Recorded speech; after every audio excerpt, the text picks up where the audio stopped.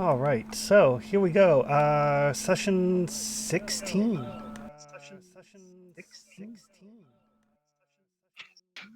Not bad, not bad. Only one death.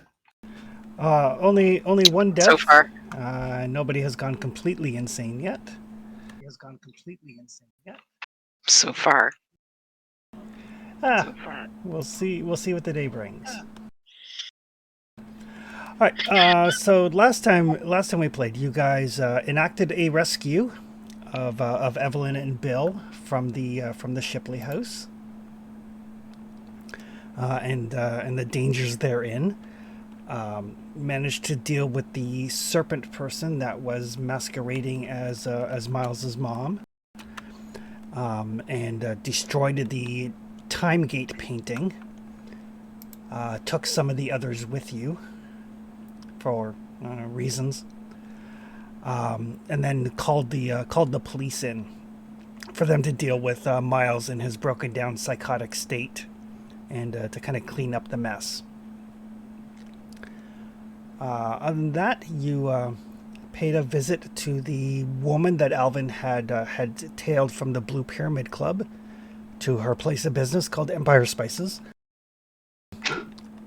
Spoke with her, and she seemed quite well informed as to your doings. Didn't seem to pose any threat. Uh, Told you that if you required anything from her, you know where to find her, sort of thing. But that is basically where we left off. You guys deciding what to do next? Just so you guys are aware in terms of information that you have. You do know, thanks to Bill's keen eye as a smuggler, that the Penhew Foundation in Gavigan's office, there is a secret compartment behind a bookcase. You do know that when you left the Penhew Foundation, the three people that visited it, they were followed from there, but managed to give the pursuers the slip. There was a discussion between Edward Gavigan and the woman that you spoke with. Alvin couldn't hear everything, but something about Americans, something about not letting them interfere, something about deliveries, and something about stopping them. Alvin did note when he was keeping an eye on the Penhew Foundation that there was a delivery truck that left the Penhew Foundation very close to closing hours, which would put them outside normal delivery times for any businesses that might be receiving them. Amongst the other information you have, you do know that two of the stories that Jackson was looking into here in London at the Scoop. One involves some sort of beast related murders in a nearby township, and several murders of Egyptian nationals over the last while, all of whom were beaten with clubs and impaled through the heart.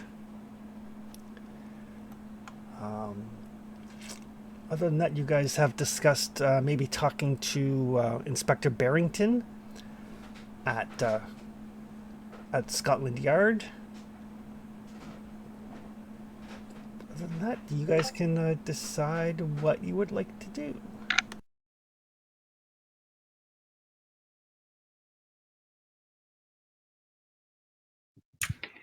So, do you want me to start with the unpopular opinion first? Yeah. Because, I mean, normally I come up with something and you guys are like, no, that's crazy. Let's not do that. Let's do something. I don't know. You seem pretty reasonable to me. So, I'm curious if these trucks that are coming from Penhew, is that a regular thing or is that just a one-off thing? If it's a regular thing, maybe we could maybe see where it's going or hijack it, sneak in after it leaves.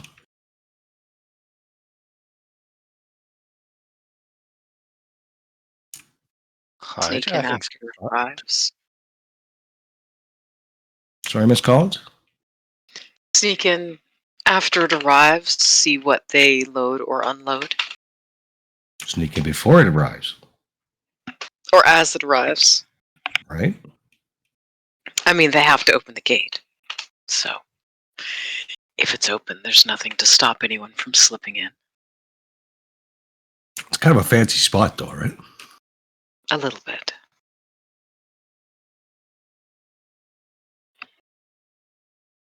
A lot of guards there, wasn't there? Am I thinking the right place? The Penhu Foundation is not. It's not heavily guarded. I think when they were there on the tour, they saw like 2 guards throughout the entire building. Yeah, maybe we stake the place out, see if we can find out if this delivery thing's common. Maybe sneak in, see what's going on. Check out the hidden thing in the bookcase.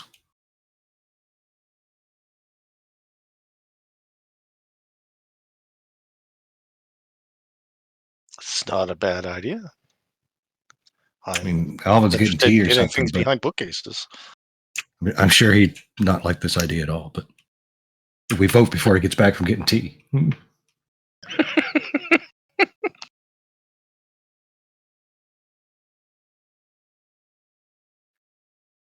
I think that sneaking in after the truck has arrived while they're getting settled and seeing what they're unloading or loading onto the truck, and then following the truck to see where it goes.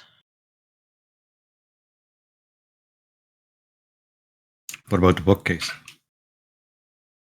It would be nice to know what's there, but I don't know how well we'd be able to get to the bookcase to be able to find out. That's a far more dangerous situation to be inside the building as opposed to outside. Far more avenues of escape outside. And you guys do know, both from your visit and from Alvin's surveillance, that the Foundation is open Monday to Friday from 8:30 until 5 p.m. Sorry, till 5:30 p.m. According to Alvin, everybody seems to go home, except for like the security watchman. There is a cleaning lady that comes in at around 5 till midnight. And during the day, it's fairly busy with like visiting academics and researchers and the like.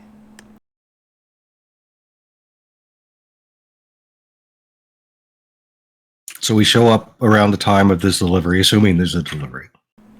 There's no deliveries to the Foundation. There's deliveries from the Foundation. We don't know that yet, though. We just know that a truck arrives. According to Alvin, We don't know what they're... Oh, Alvin does know. Okay.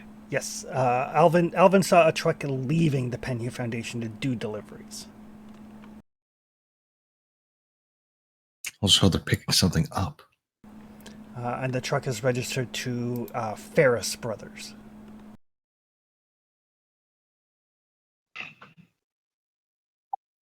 Someone refresh my memory on why exactly we came to England in the first place?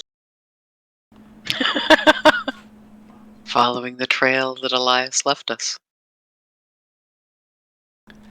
Yes, Elias had been here investigating something. You're not sure what, and you guys do know that the previous gentleman who ran this foundation and who it's named after was a member of the Carlisle expedition. You know, if memory serves, we're pretty much following his footsteps. That's the current plan, right? I believe so. Currently, we So should find it. we're making the same mistakes he did. I mean, it's fine. I'm feeling really lucky. But Sorry, in Mac. larger numbers and watching out for each other. We should find out who these Ferris brothers are.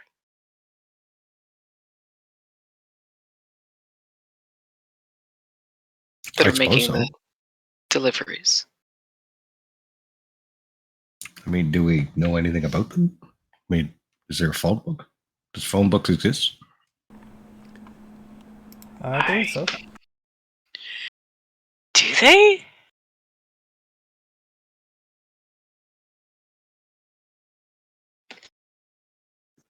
When were phone books invented? 1878. Well, Yeah. Huh. how much stuff we're learning. The first telephone book had 50 listings and no numbers. That's helpful. Just a pamphlet of who had telephone. Pretty much. The first British telephone directory was published in January 1880. It probably wasn't phone numbers back then. You probably call an operator and they say, connect me to Direct Bill. call. It Yeah. contained 248 names and addresses of individuals and businesses in London. There was not telephone numbers at the time. It's like an address book. Cool. Huh. Perfect. Hopefully, over the next 40 years or 45 years, it was actually a little better. Not by much, but Not by much. Apparently, you can still get them. But yeah, well, Luther will take a look at the phone book. There's probably one in the lobby or yeah, there's one at the front desk. The concierge can assist you with that. see if there's a listing for this particular moving company or brothers. Yeah, there's a delivery. They're a delivery service. Their address is in the book.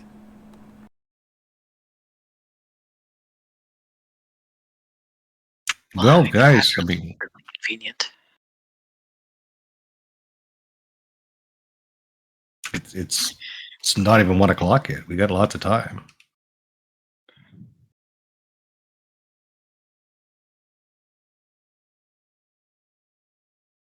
Right, delivery's what, 5:30 or something? So Yeah, the delivery that Alvin saw was like as the foundation closed down.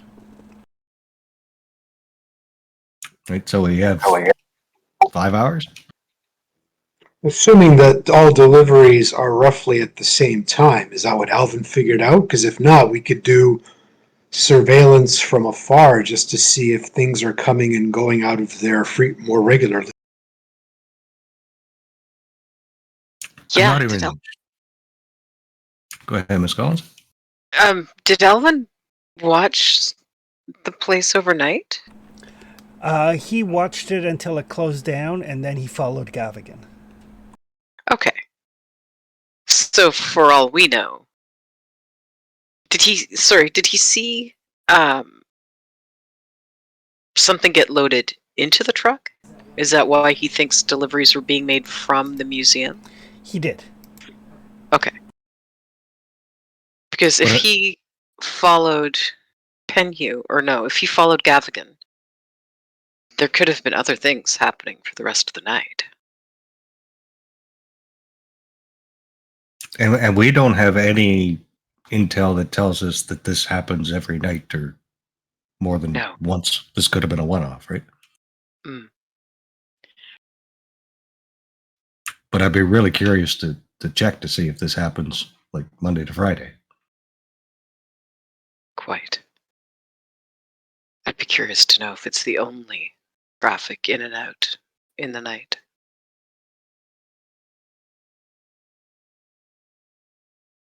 But we do know where the brothers are. We do. And we should find out what sort of business they do. I greatly doubt they're hiring a delivery company to take the garbage. Although they might be. I have no idea how things work here in England. It seems a bit costly, though. Then again, they seem to have plenty of funding. Well, it seems to me that every place that we go is full of something remarkably terrifying. Bad. So I expect Yes. that this truck is probably filled with something terrifying. That is not at all reassuring. Like non-alcoholic beer. Shut up. What? That isn't so much terrifying as just disgusting and a bit of a waste of time.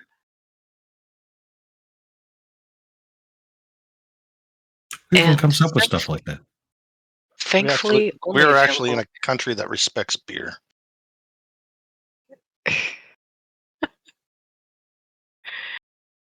Yes, well, they don't have the same devotion from religious zealots. At least not religious zealots that have anything against alcohol. Other types, maybe. All I can say is they have some top-notch pilots around here. Brits can fly, let me tell you. So start with the brothers. Let's start with the brothers. And then we should watch the Foundation tonight. Good enough plan as any. Is anyone feeling confident enough to drive Dr. Carter's car? Oh, absolutely.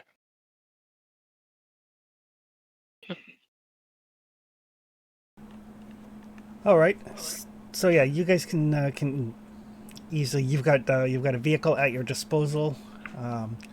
Takes a little bit of getting used to driving on the quote unquote wrong side of the road, and everything in the car is on the wrong side. But taking it relatively slow and easy, you guys can make your way to Ferris Brothers Trucking.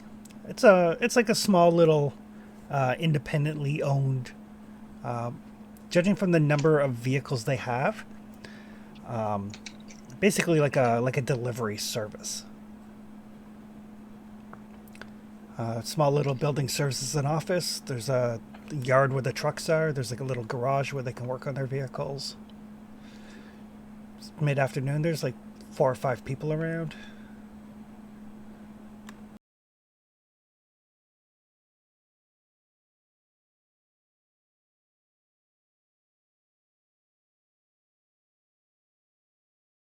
I got us here. Who's got the plan?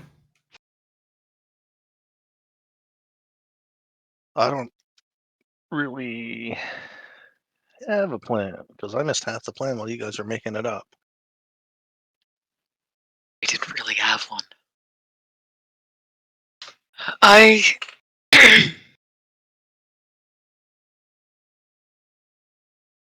We could have the paintings delivered from the hotel to. Well, no, I'd rather not tell them where we actually are. Never mind.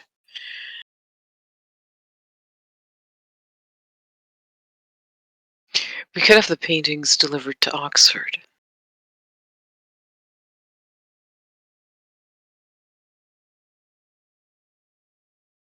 As a pretense for why we're here. What about to our lawyer friend in New York? That way he could get photos taken of them and sent them to us. We wouldn't have to carry around paintings. We could examine them at our leisure. I would certainly rather have photos of the paintings than the paintings themselves. Yeah, well, people Yes. are going to come after the paintings too, right? I would imagine so. But if we're going to do that, then we need to set up our shipping ahead of time before we have Ferris Brothers deliver them to whichever dockyard.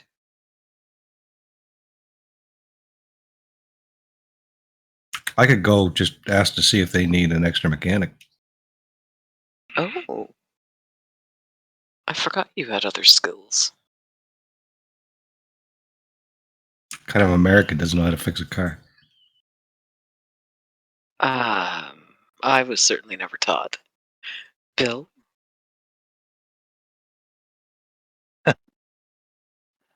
I could order the parts.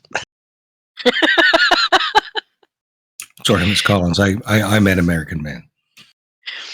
And I'm sure, Mr. Graham, that you could get us a very, very discounted price.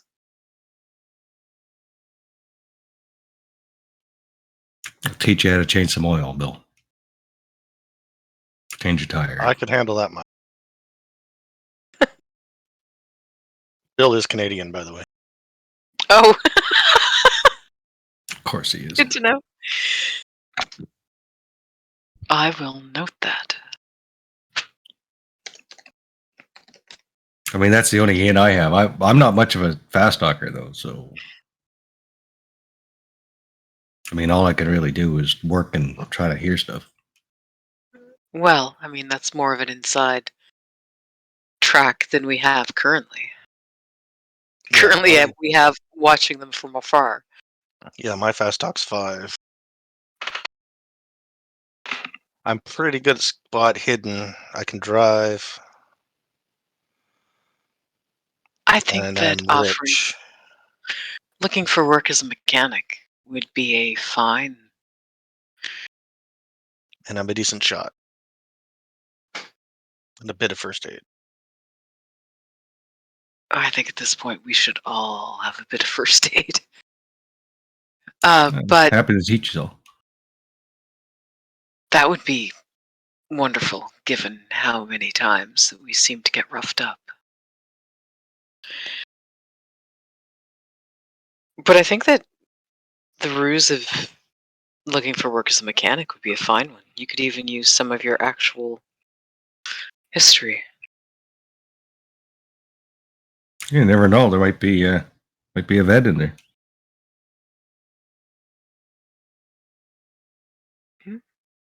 Could. What's the worst that could happen? Oh, I would recommend asking that question never again. Ever. We've, I think, learned that no task is a safe task.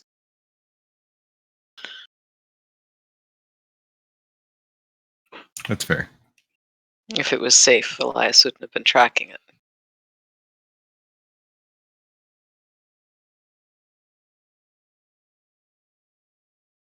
Well, if nobody else has got an idea. I think yours You're is the up. best one. Yours is as good as any right now. All right. Well, I imagine they close around 5 or 5:30, so maybe stick around for a bit, see if they kick me right out. If not, then meet you at the hotel or back at Penhue.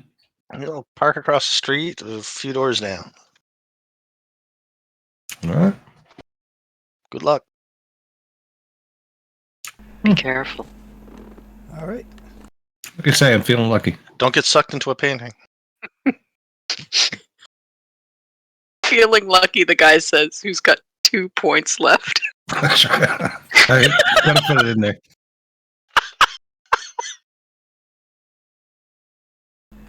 All right. So, yeah, you can walk right up to the building, right into the building. There's no guards or anything of that nature. Yeah, he's just gonna walk into the mechanic shop. This is 1920s, right? So Yep. Yeah, so you walk in, the mechanics, they're, working on a couple of vehicles to kind of look and say,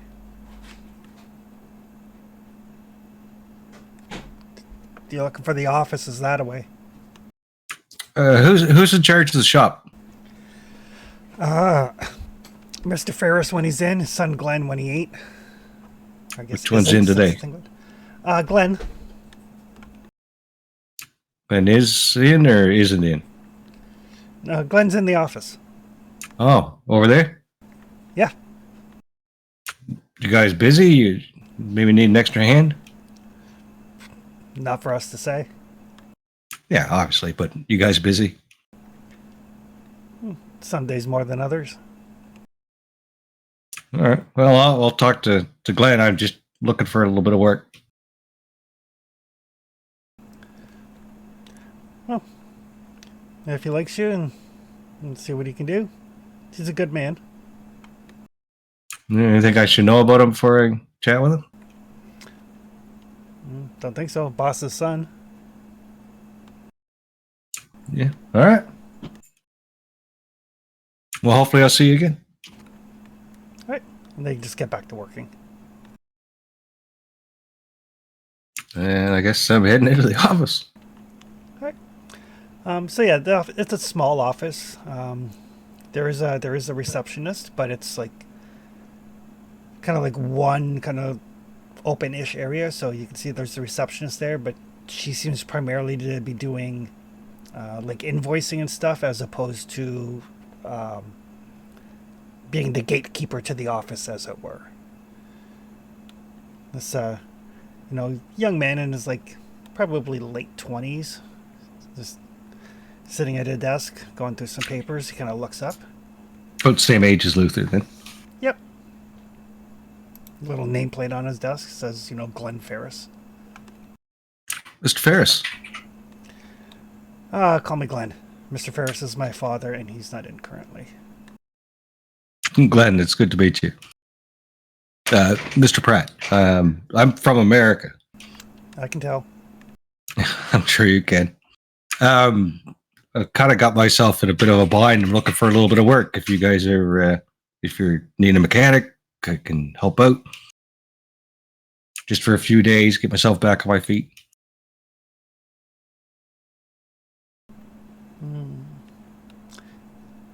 You got any experience working on trucks? A little bit, mostly on airplanes. Actually, on your soil here during the war. Oh, veteran.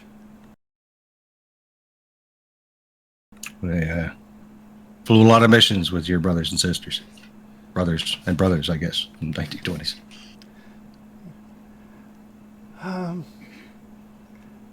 We can probably use a hand. We got a couple of trucks that we need to do some minor work on.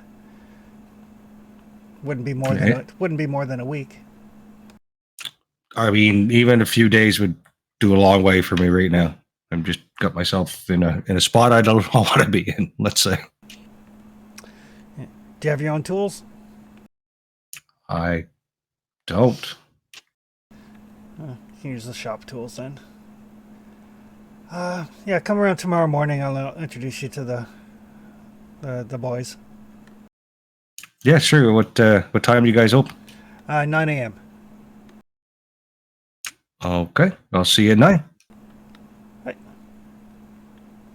Thanks, Glenn. I appreciate it. No problem. And as you turn to leave, you can just, like, as you're walking out, you can hear him say, Dolores, how much longer have we got on that Penhue contract? I'm gonna need that truck sooner than later. She like ruffles through some papers, like, they're at least for another 2 weeks there. Like, oh, 2 weeks. Okay, no, I'll move some things around. Okay, thanks. Like, you just kind of catch that as you're leaving. All right. I'll head back to the group. Okay.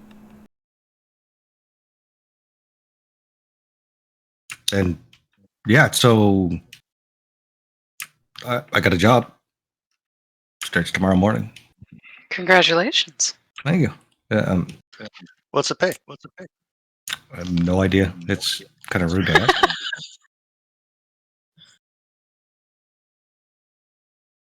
You got to pay me what I'm worth, I'm sure, once he sees what I can do. Incidentally, I'm not splitting that. That's my. If I'm working all day, then. Oh, no, your hard-earned pay. Absolutely. But I did hear a thing. Potentially, this Penhue contract is another couple of weeks. Might not be a super fast deadline on that, but if they're spending 2 weeks moving stuff, they're moving a lot of stuff, right?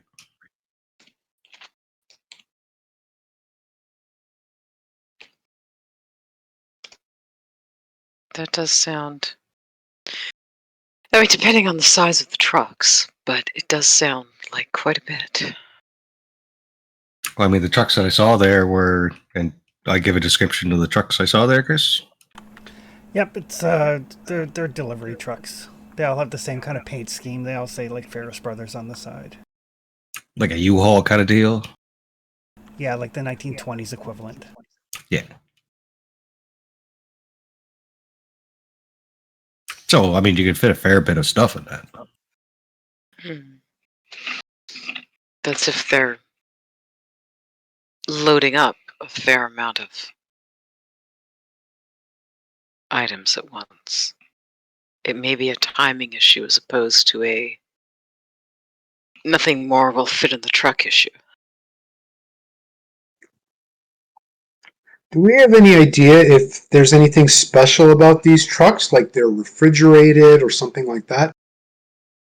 No, that technology doesn't exist. These are just run-of-the-mill 1925 like delivery trucks. Probably like a larger version of a like a Model T. Like they're not actually probably more akin to like military transport trucks. Like they're not anything special. Like a flatbed, canvas roof kind of deal. Yeah.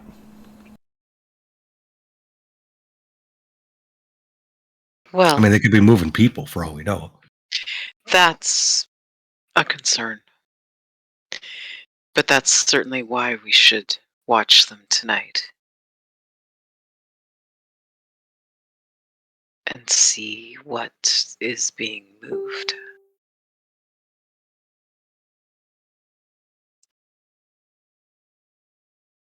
And we should probably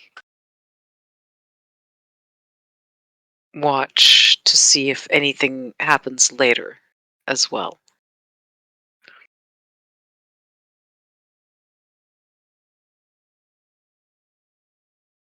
In case they have things happening closer to midnight. Well, if we're watching Penhu and we're watching the truck, we're going to have to split up.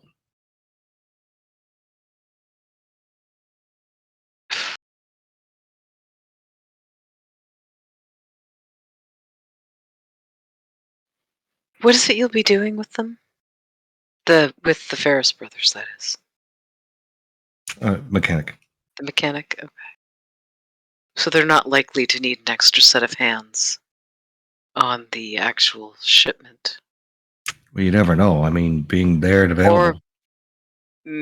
That's what I was thinking, is if you can offer to be a little extra helpful. Just as a note, Luther, you'd be aware that the truck, like the Pena Foundation, has basically leased out the truck.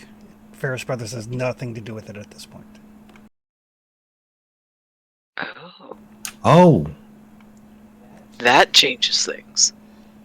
Yeah, it's kind of like, hey, we'd like to rent your truck for 3 weeks. And they're like, here's the keys, there you go.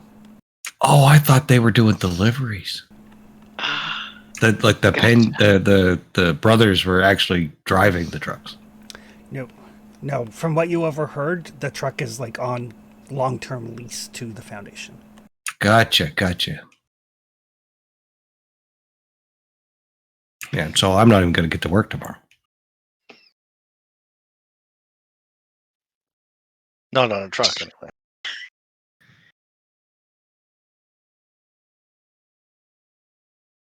Well. So this tells us it's a long-term lease, though. So that's something. Yeah.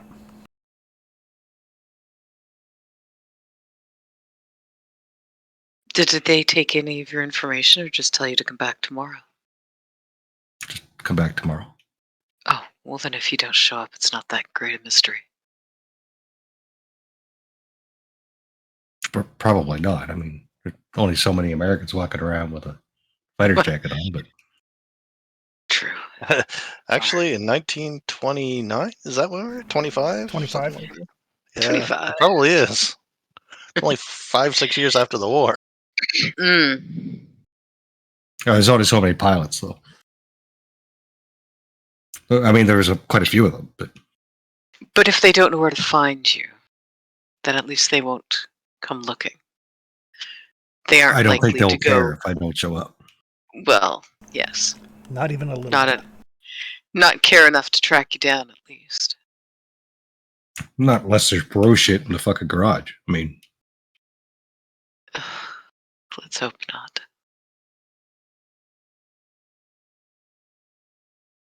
But I mean, if you'd like to get some legitimate money while we're in London,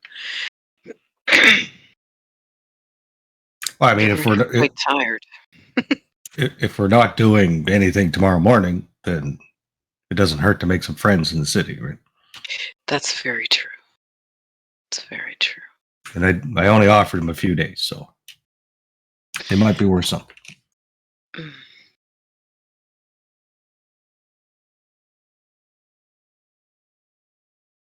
Well, Alvin said the delivery was at what time? The one that he saw Close was to right closing. after it closed. Yeah. Okay. So, do we have a set of binoculars? Nope. We should get some binoculars so that we don't need to be terribly up close. I can Now probably that we know, afford to spring for that.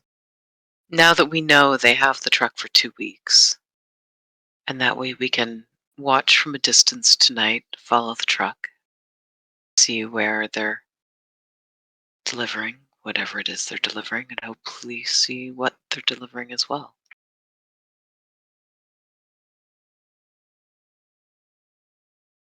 Yeah, and then tomorrow night we'll break in and find out what's in the bookcase.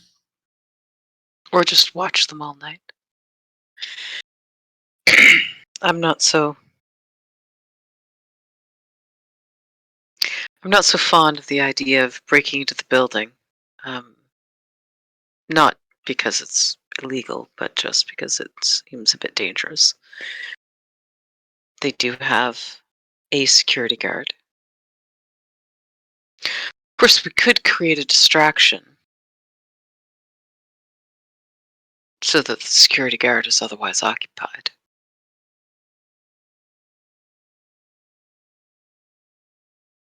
I think maybe we're putting the cart before the horse. If the first thing we want to do is follow the truck, maybe that's what we should set up for. Because who knows what we find out from that before we. That's very true.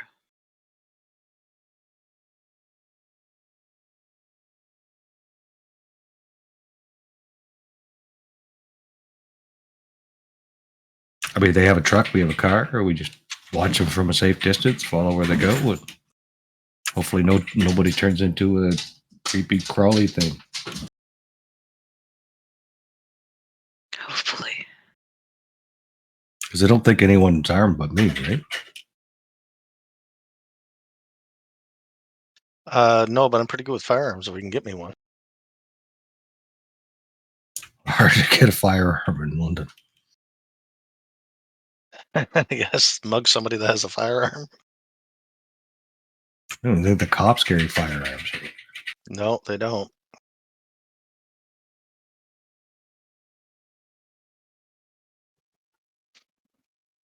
I prefer Here's my how fists on. my contact smuggler connections work in a place like this for a firearm.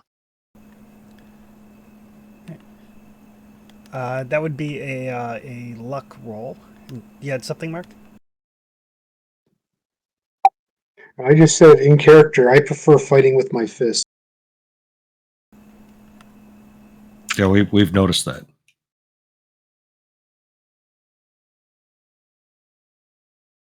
And you're damn good at it. We appreciate that.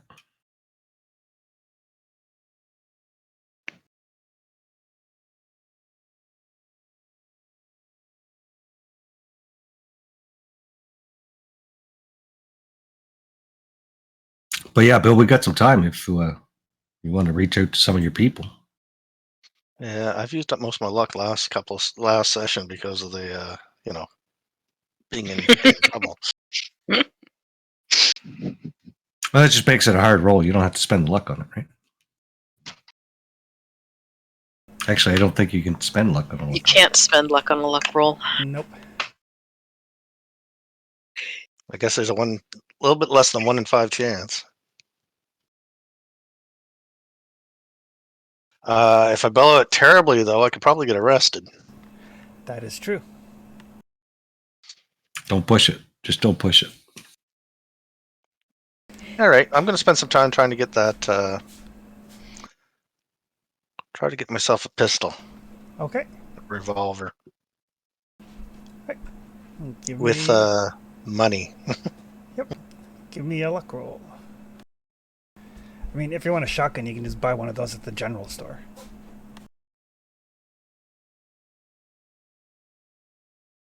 Oh, in that case, I'll just buy a shotgun, some ammo. That is definitely easy enough. Shotguns are considered to be hunting implements. They're like, you going Right. hunting? Where are you going? Yeah, shotguns I don't there. know. 15s. Apparently, this is well. I actually don't know for sure yet, but it's going to be a multi-country safari in Africa. Oh, here you go. You might want one of these and basically get you like a 12 gauge. And Yeah, yeah. It's going to be like, it's not going to be like elephants or anything like that. It's like antelope, that kind of thing. Actually, looking at Bill's character sheet, you actually do have a 45 that you picked up at some point. Yeah, but I don't know if I smuggled it into the country. None of you guys were searched on your way in. Oh, well, in that case, I have a 45 as well. I'll still buy the rifle though. We'll keep that in the car in case somebody else needs one. Put it in the trunk. Okay, perfect. I did lose my 38 on the way in, if I remember. Do you need my 45? No, I got mine. Yeah, I lost one of my guns somewhere. So you spent a couple hours picking up a shotgun and some shells and getting set up to keep eyes on Penhu in case there is a delivery.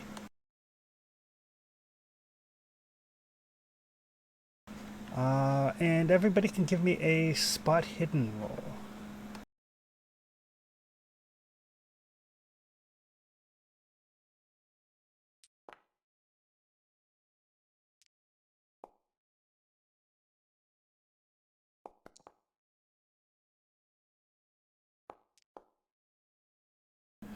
Evelyn, you haven't been sleeping very well, have you? No, not a lot. Not even a little bit. No. Salvador, you could make it with luck if you wanted to, but two of us made it. Bill is I'll hypervigilant. save my life. Alright. So by the time you guys get there at around 5 o'clock or so, there is a truck painted dark blue colors, says, Ferris Brothers on the side. A couple of men kind of loitering around in the backyard of the Penhu Foundation. Two of them kind of standing near the gates, away from the others, having a smoke. And Bill and Luther, do you guys see what looks to be a very large, very heavy crate that's basically brought to the rear door of the Penhu Foundation? And then, once the crate's brought out, the men finish off their cigarette, they go, everybody gives a hand, they haul it onto the truck, and they get ready to drive off. It's heavy enough that you guys can see the box of the truck drop just a little bit when they put it on. So it's like got stone in it or gold or Whatever it is, it's heavy. Do you want to steal it?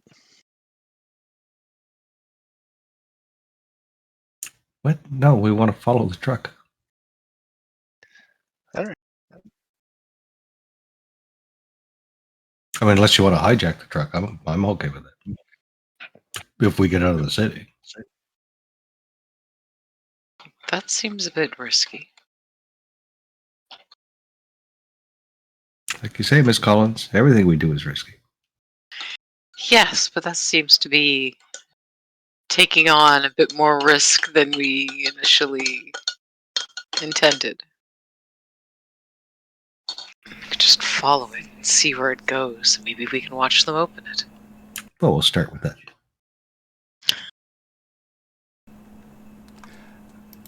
right. So I will get Bill to give me a drive auto roll. Since you were the one driving.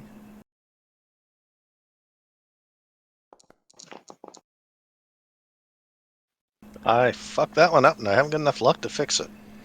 All right. So you followed the truck for a little while, not terribly long, to an area of London called Limehouse. Limehouse is very grim, very kind of dirty. The snow and the coal soot is like mixed together, and then the rain kind of washes that away. It is it's a particularly grimy part of London. Yeah, it's I remember from hell. Yes. Um, you're, Bill, you'd be aware that Limehouse is a bit of an unsavory reputation. It is known for its gambling, its prostitutes, its opium dens, and other unsavory and criminal activities. And as you're kind of like, keeping a discreet distance from the truck,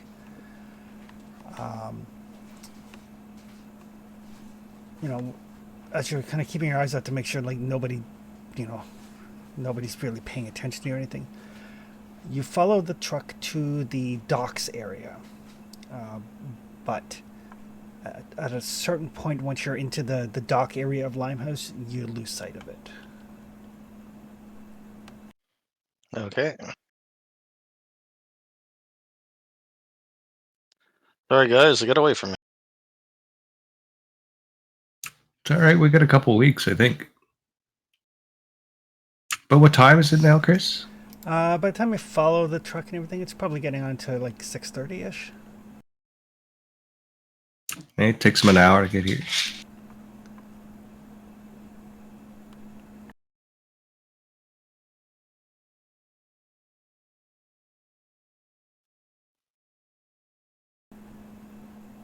I posted a couple of Limehouse pictures in the chat from 1925. It looks like hell. And there's a fair number of people like walking the streets, staggering the streets. Down every alley, you see, various people plying their illegal trade, whether it's like selling drugs or like working their network of pickpockets or offering sexual favors. Like the place is like teeming with people.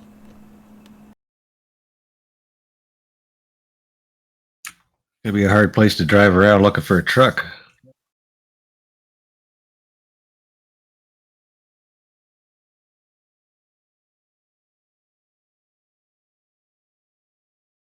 Want me to try to bribe somebody?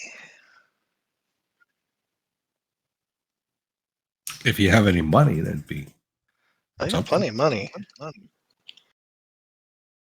Yeah, why don't I do that? Let's see if we can get some Baker Street irregulars going on here, Chris. All right. I want them to keep an eye out for that particular truck. And now it had the license plate and stuff. I want to know where they're going and don't get yourself into any trouble or anything like that. But just kind of want to know what building they're going into, or if they're unloading, or and kind of description of the people that they're meeting. And I'll hand out like like whatever the equivalent for 25 cents would be in English funds at the time, which would be lots for kids. And I'll give that to about, let's like 20 different kids. All right. And let's say anybody that gives me good stuff gets more of that. And I don't tell anybody about me. If it comes back on me, nobody gets nothing. Give me a charm or a persuade with a bonus die. You are so sketchy. Hey, I'm actually enjoying playing a sketchy character for a change. Persuade with a bonus die.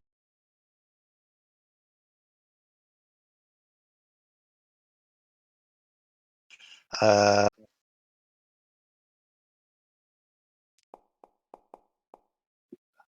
I got it. Just barely. All right. So yeah. So as you start to toss the money around, and you do notice, like, when you start like tossing money around, everybody in the car, you see like eyes like just go to Bill. They do then kind of fall to like Salvatore, and most of the people kind of mind their own business. You have the feeling like if Bill was here by himself doing this, this would probably be the last time you guys saw Bill. Yeah, yeah. This is one of those places where people, when they go for a hotel room, they don't get a hotel room. They get a common room, and there's a rope tied, and they lean against the rope, and they sleep that way that night. Yep. That's where the expression "tie went on" comes from. Yeah. But yes, if it wasn't for the fact that you've got like a big hunk of Italian muscle with you, throwing money around in Limehouse is probably not the best idea. And I'll also wink at one of the more attractive prostitutes that doesn't look too syphilitic. Make a luck roll.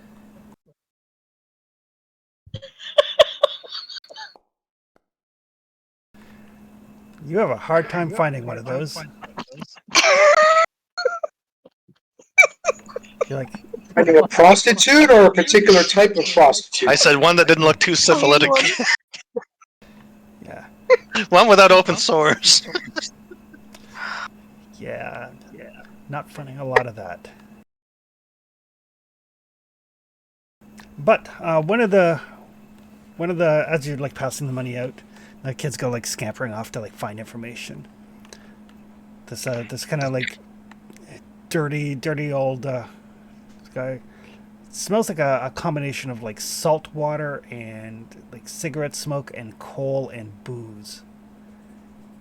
It's like, what kind of information are you looking for?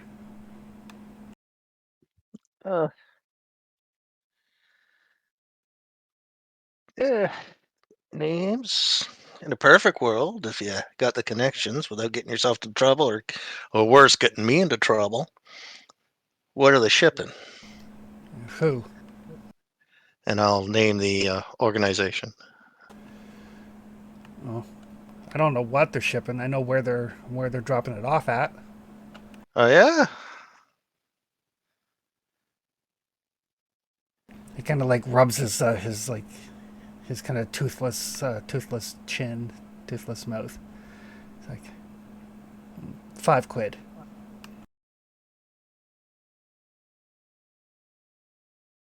It's expensive info. Yeah. How about? I'll tell you what. Let's see. How much would take to tie one on right now? Probably £3 right now. In this particular area of town, that would get him and a buddy really hammered. I'll say Yeah, £3. We'll check it out. If it's all right, I'll give you 5 if it works out. 5 more. 5 more. 3 today. And you give me what you got. A couple times this week that Ferris Brothers truck has come through, and then he holds out his hand, like he's not parting with any information until he gets the 3. Yeah, and I give him the 3. They go to the Chidari warehouse, Mr. Chidari, up Rope Makers Fields. You post that in chat so people can get that. Chitari, eh? And you got the address? You gave me the street, and I'll get the street address from him. All right, we'll check that out in 2 days. What's your name? Frank. And what's the which bar are you hanging out at? He gestures to like one of the alleys.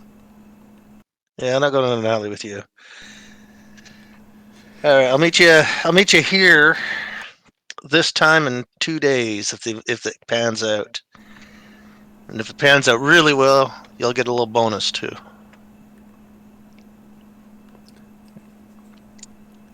like just pocket the money and like, stagger off.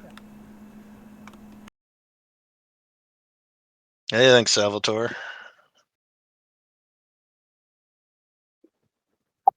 About what? Me not going in an alley with that guy. It's probably good. It's probably smart for your overall health. I don't think it's good for our health for any of us to be just breathing this air, let alone be hanging out with these people. I would be more concerned if you found a lady of the street that you wanted to take back to a hotel room.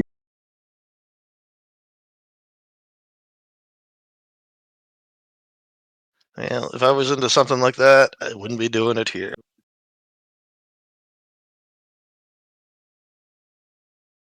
All right. So the address that he points you to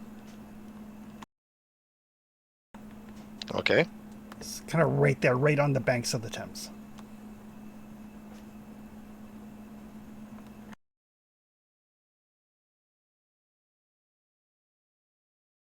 How many cars are driving around here, Chris? A couple, not many. Not It's many, more right? still horse and buggy era. It's a lot of horse and buggy. A lot of people like walking. Not a lot of cars driving around. A couple of trucks because it is a dock area. Even the taxis are horse-drawn.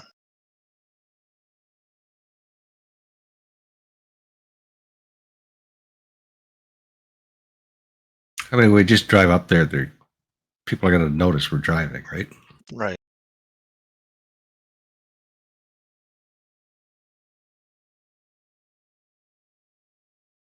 And this is probably not the right place to park a car for any extended period.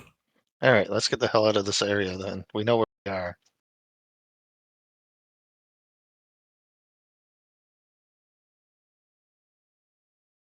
What do you think? Check it tomorrow? Yeah, but we'll do not with the car. Makes sense to me. And we should go armed. I'm always armed. I think you're muted, Anita. Was entirely. We could watch the Foundation for the rest of the night to see if they have a second delivery. Yeah, see what we can see. I mean, I'm going to be sleeping in the back. I got to work tomorrow.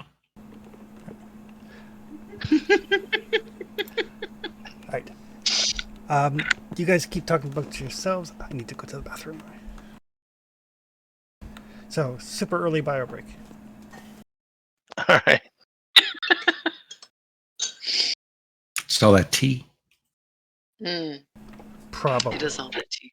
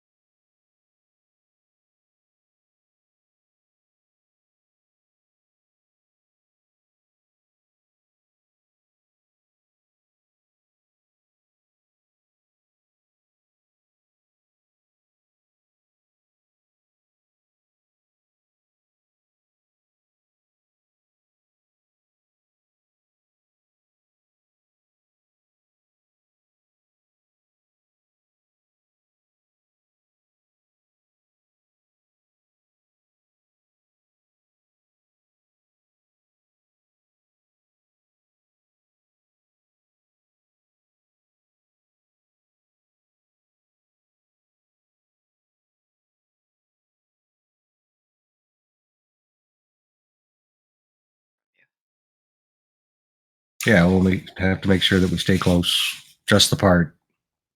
Try to, meander our way through and see what we can see. But that's tomorrow night. What's tomorrow morning? We'll see what happens at the Penny Foundation overnight, and then you can sleep in the back. And the I think rest it's of worth. us can sleep at the hotel before we come back here tomorrow night. Yeah, I think it's worthwhile to try to make some legitimate friends here. So my plan is to go to work tomorrow morning. I mean, it's 3 days, so. Yep. All right, so you guys are going to go and keep an eye on the Penhue Foundation? Tonight, yes. All right. Luther's going to sleep in the back because he has to work in the morning. Plan is to go to work in the morning unless something terrible happens tonight. So yeah, by the time you guys arrive at the Penhue Foundation, most of the lights are off. You can see as you kind of look through the windows, there's like 1 or 2 lights on in there. And you can see periodically through some of the windows, just like a flashlight moving around, probably the watchman doing his rounds. But everybody can give me spot hidden rolls.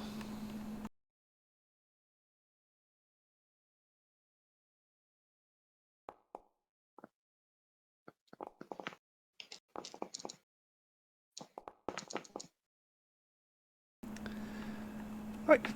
Luther kicking butt. It's one of my good skills.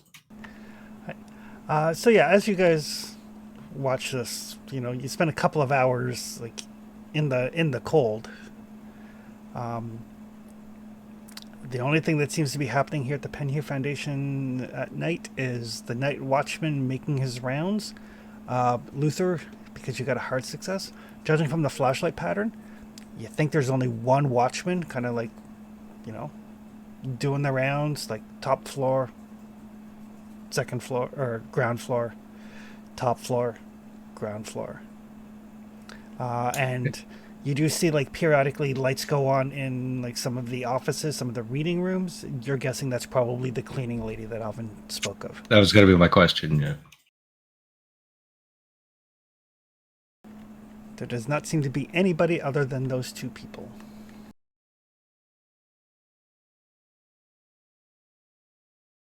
Salvatore, are you thinking what I'm thinking? But we should go find a bar and enjoy some drinks. No, breaking in, busting the head of the. We're going to crack the skull of an innocent watchman. At least wait until the cleaning lady leaves. Well, I was thinking that we would avoid both of them. But bring Salvatore just in case we had to crack the skull of the watchman, yeah.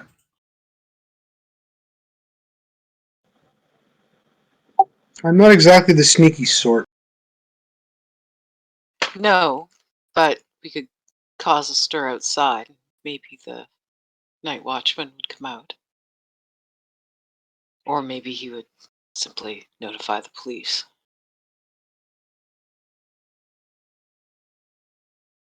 It's difficult to say. We don't really know these people.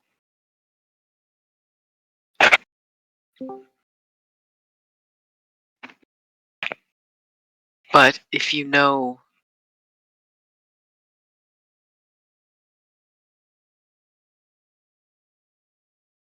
if we wait until he's upstairs before the 2 of you break in downstairs, then you'll just have to avoid him once you're inside.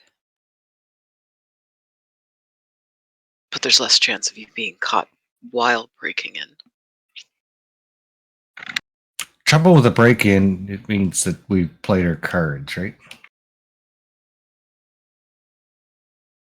I know I'm flip-flopping. I'm a Gemini. Leave me alone.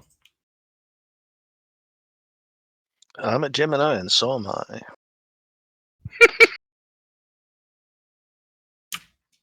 But I mean, if there's only one that's a threat, I could cut the phone line theoretically, Hmm. so they couldn't call for help in case something went wrong.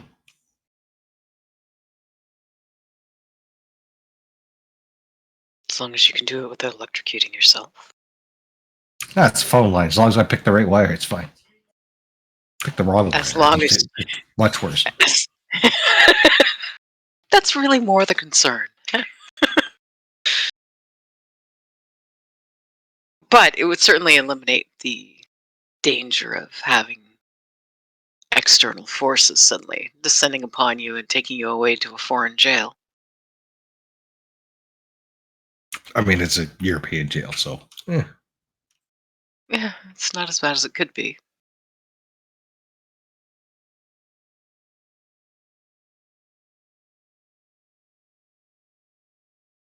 I don't know. I'd almost rather have the rest of the guys here before we pull We that do a trigger. break-in, yeah. All right. I can certainly understand wanting Alvin at least as backup. I mean, he's the guy that can open the door instead of us kicking it in, right? Probably. I mean, I could try if it's not a complex lock. I might be able to do it,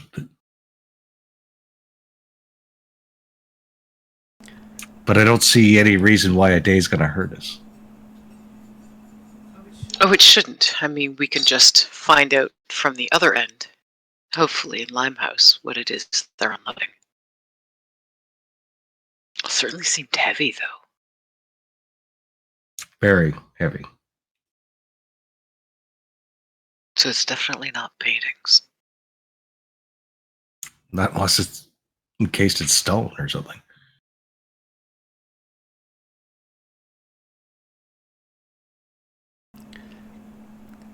And as you guys are having this discussion and keeping an eye on the place, probably right around like 11 o'clock or so at night, maybe 11:30, the front door opens.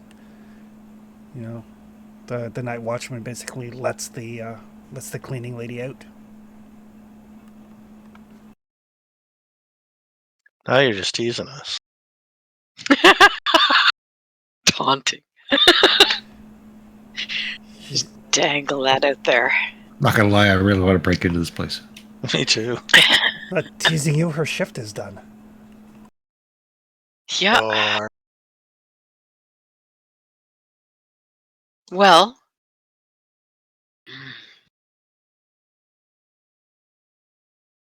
I mean, tomorrow night we'll know that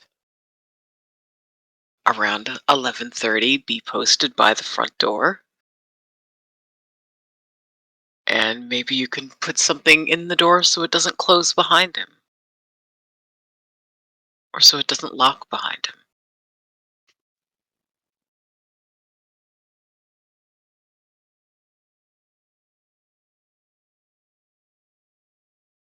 How well lit is the front door, Chris? It's not. I mean, there's a street light out front. That's about it. It's just hide in the shadows. And make sure the front door doesn't close properly.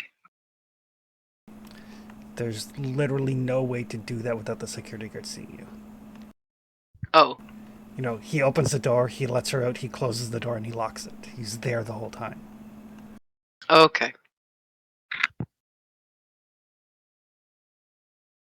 anybody pick locks? Only if they're basic. And this place is probably somewhat basic.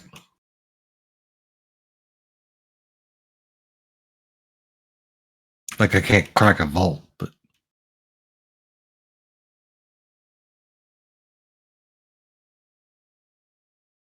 Yeah, it's a door. It's a lock on a warehouse. I think we could do that. I mean, Chris, I can try. there's a gate. There's a yes. Right? It's like the entire thing is fenced in and there's a gate. Yep. So when she gets to the gate, like, does he take her all the way out to the gate and let her out? Yes. Or Yep.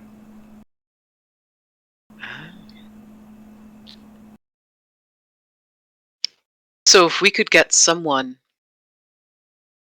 inside the gate before 11:30, then while he's walking her from the building out to the gate, the door's unlocked.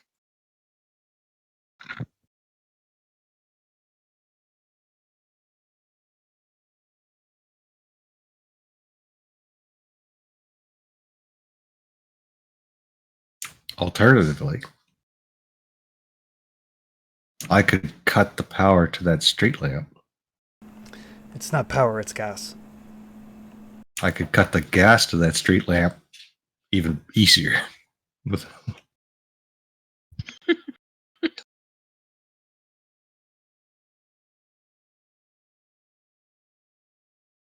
and then Salvatore could just punch him in the head.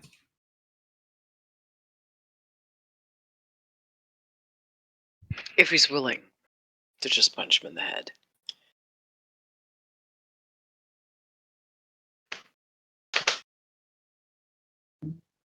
But let's see if anything else happens. I think if we're going to do this, I want something to cover my face, seeing as how I am a public figure. And quite striking. No pun intended.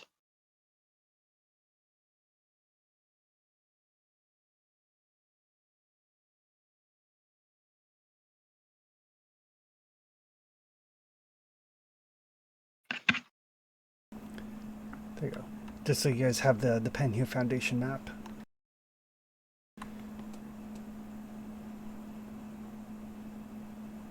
So yeah, it's fenced in. There's a little bit of a gate. Front door here.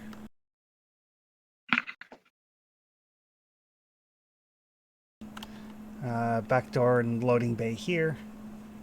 Fenced in on it's not fenced in on the back, but it's fenced in on the front and the sides. And you guys know that Gavigan's office. This one right here. So since the back isn't gated in, why don't tomorrow night you try breaking in through the back while the guard is letting her out through the front?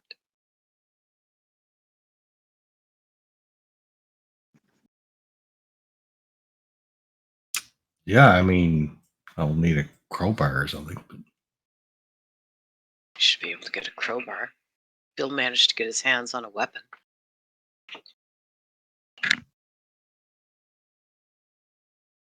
Crowbars aren't expensive. Oh, crowbars are pretty easy to get.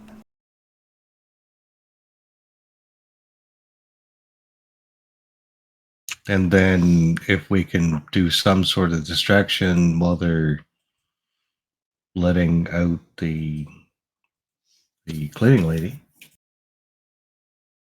should give me time. Me and Salvatore should be able to get through those doors pretty quick.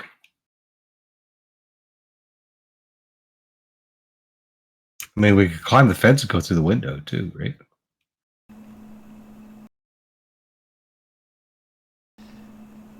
Maybe, but he'd probably notice a broken window. Were there bars on the windows? Nope. Okay. I mean, might even be able to just jerry rig it open.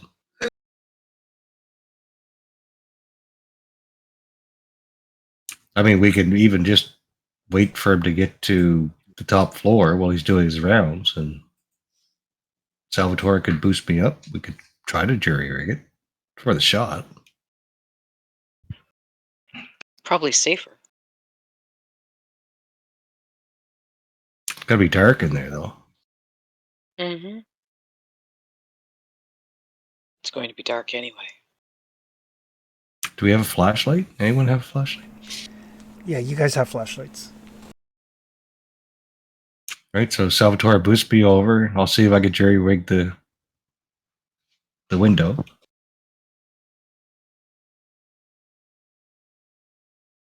Unless Bill's better at doing that than I am. That would be mechanical repair. No, I got a 10. Probably not then. Might take me a bit.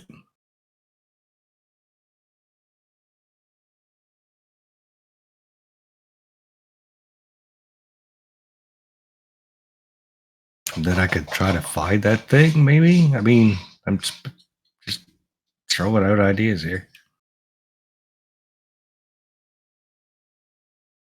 Or you could come back down to the back entrance and let Bill in, because Bill knows where the safe is. And then maybe if you get in trouble, Bill can fast talk you out of it.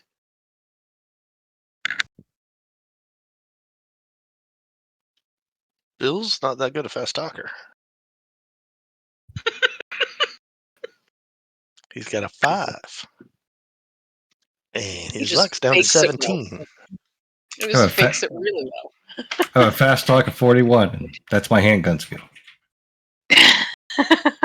Yeah, mine's 40, so you're better than me. All right. So as you guys continue to discuss your plans, Night Watchman goes back and bunks his rounds. Did we notice anything else while Luther gets some sleep in the back? Nope. One of the joys of this game that should be noted for the audience is just how absolutely paranoid everybody is to do anything. Right? Because we don't know if there's a fucking demon in there or like everything's bad, right? We thought going to look at the paintings would be the safe task. We really did. Yeah, looking at paintings will kill you. Okay. Let's go talk to the artist that lives with his mom. Yeah, no danger there. Sneezing in this world could kill you. That's right. Yeah. So there's always a little bit of talking about, oh my God, can we jump a fence? All we did was How'd you die? I failed to climb athletics roll and I got impaled on the top of a fence. Oh, Oh. God, that would be nasty. Oh, don't even suggest it. But yeah, however long you guys spend watching it, the Night Watchman goes about his rounds. That is the extent of the excitement. I think we're chickening out here. No, we're staking the place out for the first night so that we know there aren't going to be, an entire cult worth of people in the warehouse space when you're trying to break it. Yeah, let's Because- wait till there's more people here before we get into more fights. I mean, if Alvin was here, it'd be perfect. He'd be able to do this, no problem. Just so you guys are Or aware, he talked you out of it. I think Jaime is out of country for like this game and the next game. Or he's traveling, and Yorick will be away for a game or two as well. So Oh, we're gonna brute Let's force do it this tonight shit. then. Might as well, right? I'm back now, but yeah. Just in case, Tony, while we're making rolls, start thinking of Sentinel's adventures. I get the next collection all planned. but I set the time zone, so the game will be in the middle of the night for me, so I might be there. Oh, there we go. Depending on my jet lag. All right.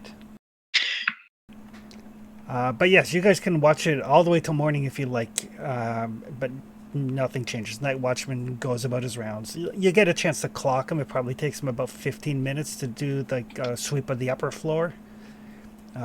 Slightly longer to do the bottom floor just because there's... from when you guys did your tour, the upper floor is all like open space. A couple of reading rooms. The downstairs is mainly offices.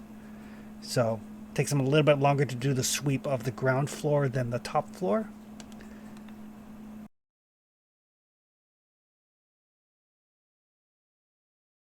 So when he lets her out is probably going to be your longest period between when that second floor is going to be empty. And the windows for the second floor, you are not getting through. They're like those tall, narrow museum windows. What about the ground floor? The ground floor are like standard office windows.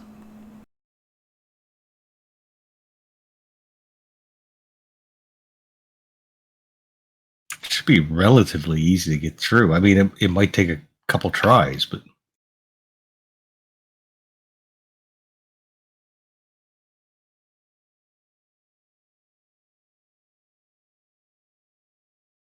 I mean, there's no dogs. There's one guy. One. Which makes me wonder what the security is like at Mr. Chaudhry's warehouse.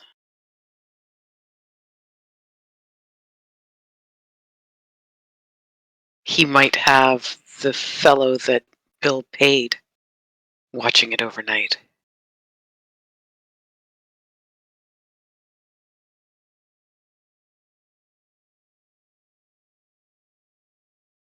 All right, what's the plan? We got to hit this tonight. We got to wait till tomorrow. I vote for hitting it tonight. It's up to you. You're the one who has to work in the morning. Fuck. You don't have to work in the morning. That's true. You don't have to. Now that we know that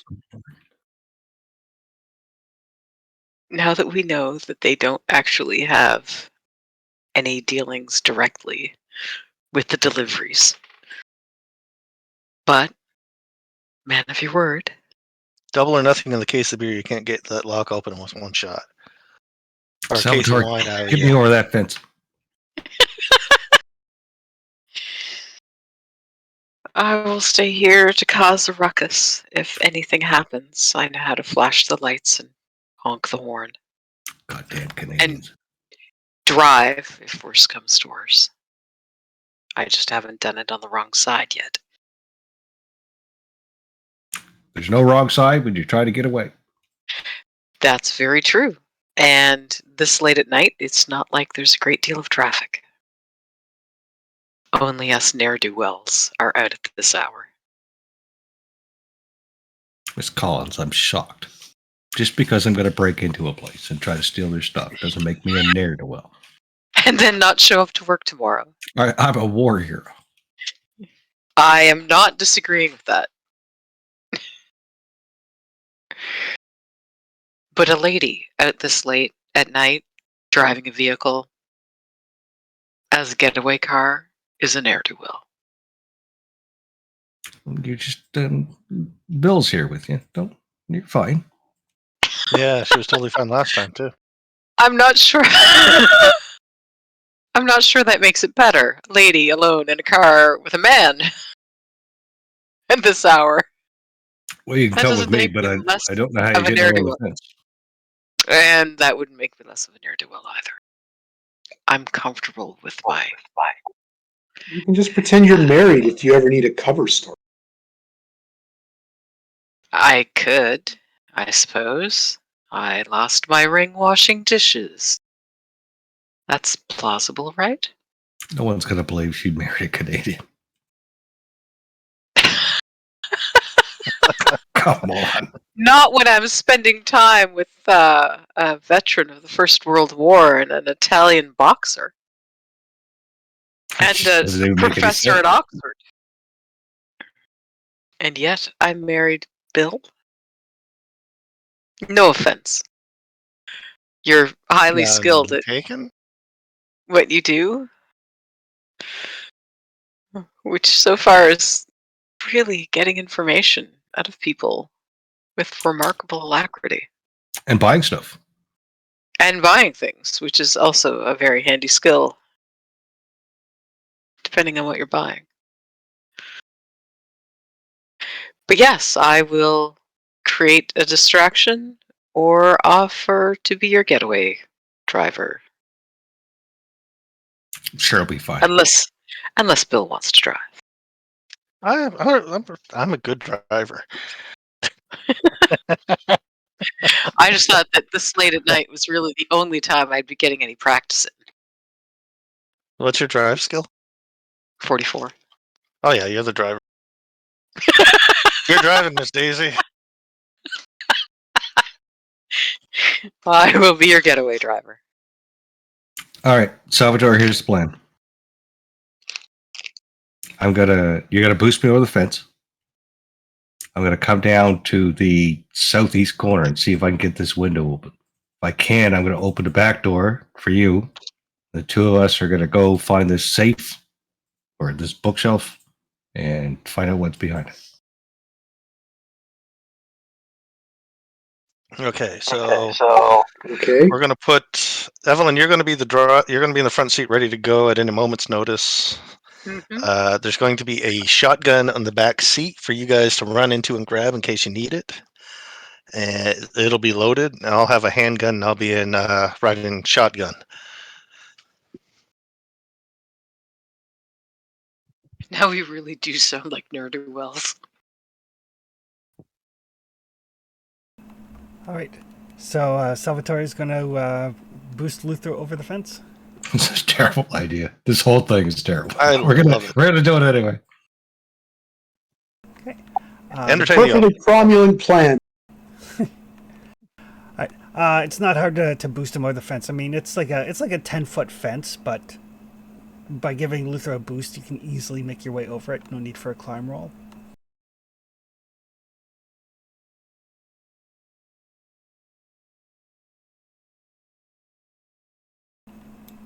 You're going down to the very corner to try to open the window? Yeah, like this window here. And we're starting at the point that we have the most time. Because Okay. this might take a few rolls. All right. Hey, Chris, refresh my memory. It's winter, right? It is. It's like early February. So it's still kind of cold, right? It's a little chilly. It's a little chilly. Chilly enough that I could, let's say, have a scarf that I could wrap around my face to try to conceal my identity as best as possible. Oh, absolutely. Right. Luther, give me a mechanical repair roll. And here's where it starts to fall apart. Mechanical What's the repair. roll? I'm actually good at that. Ooh, look at that. Oh, wow. I'm very good at that. Right. I didn't even lock it. So yeah, that window comes open surprisingly easy. And I have a flashlight, so I assume I need it. Yeah, it is dark back here. And he's what, downstairs, right? Upstairs. Upstairs takes longer. So he's up here. Yeah. You figure you've got about 15 minutes or so until he makes his way down, and he'll come down the stairs over there. So I'll make my way to this door here. Okay. You're not going to let Salvatore in? Oh, right. Fuck, forgot. Forgot the plan I got already. excited. Wow, goldfish memory. Come over here, see if I can open this I'm door. with ADHD. Did we mention that? Yeah, from the inside you can open that door easily. So it's not locked, just kind of open it up enough for him to crawl underneath. Yeah, it's like a loading door, so you just, you like slide the bolt sort of thing. Gotcha. So just lift it up like 2 feet, then Okay. kind of set it back down. Then up to this door. See if this one's locked. It is not locked. Okay, we'll go in here. One sec here. I assume Salvatore's following. Yep.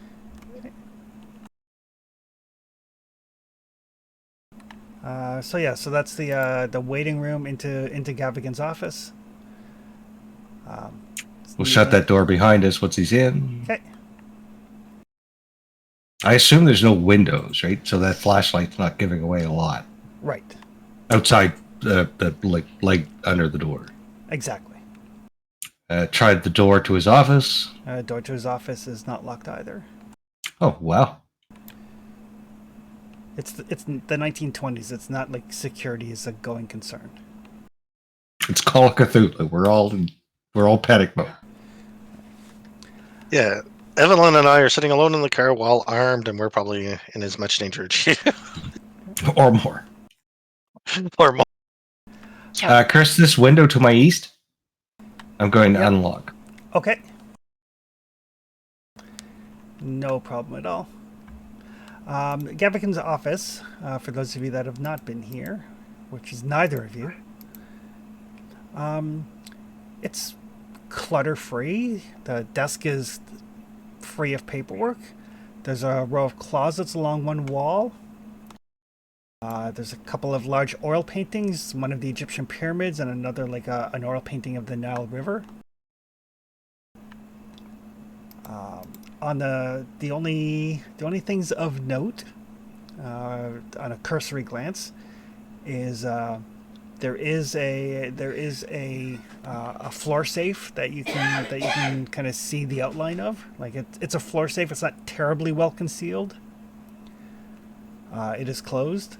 There's a photograph on the desk of a small photo of a very imposing 3-story country mansion. The picture itself, it is labeled. It says Misr House, MISR. Okay. Other than that, though, the drawers of the desk are locked. Now we've been given a description of something in the bookshelf, right? Yes. Basically the central closet is what Bill noticed. So I guess Salvatore, I will start looking around there. So you open that closet up, and it is this one is empty. Like the other ones beside it have like glasses and like bottles of port and books and decanters and the like. The central one though is empty. And I'll get both of you to give me a spot hidden roll.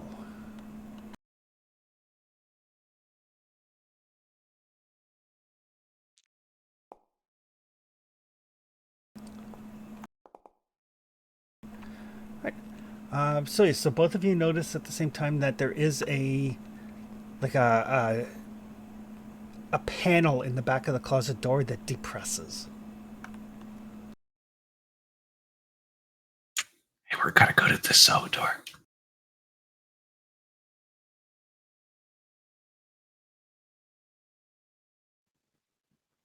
What? I said we're kind of good at this. If you say so, can we get this over with, please? Yeah. Luther will push the panel. All right. So the panel opens up. One sec. Oh, finding my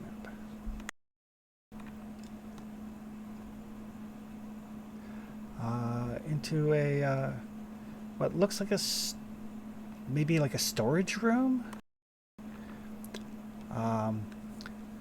There's boxes, there's crates, there's old furniture, rolled up rugs, dust everywhere, except there is a very clear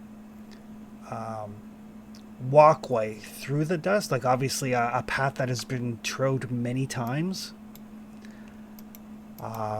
from this secret door into the storage room. And as you kind of shine your flashlight along, this trail leads up to an empty mummy case lying on its back at the rear of the room. Ooh. Empty, like the top's open? No, the top is not open. So it's a Egyptian, like you'd see in a museum. Yes. Like the top's not open, it's askew. And both of you would also notice that looking at the way that the boxes and stuff are arranged in this room, the main, like the public entrance, for lack of a better term, to this storage room, the boxes that are stacked up would shield this area from any casual viewer that might come in through the actual real door. The secret That's door. the red part. Yep. The secret door in Gavigan's office opens like a direct path to this mummy.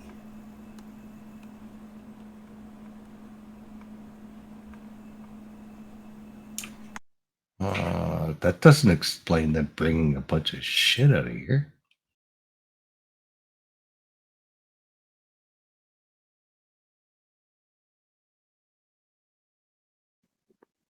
This place could have more than one secret.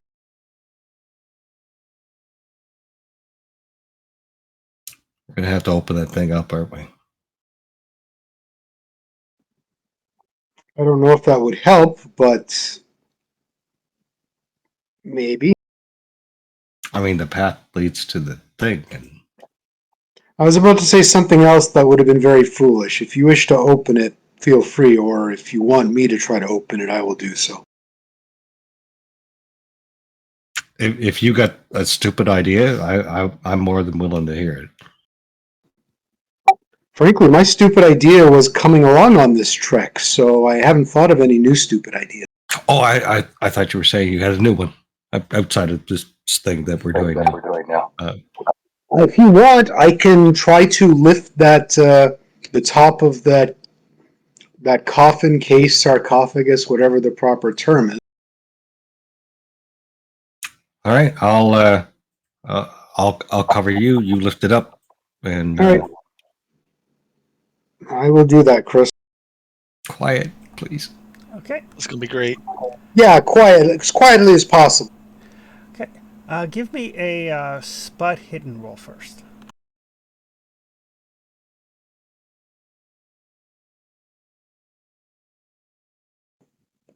Oh gosh, I Luther's- needed a bag of sand like Indiana Jones or something.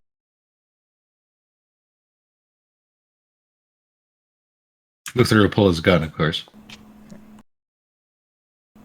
Oh, nice. Oh wow, nice. All right, so you're getting ready to like lift up on this empty sarcophagus case, and you notice that the eyes of the sarcophagus are they look like they recess. They look like they're buttons.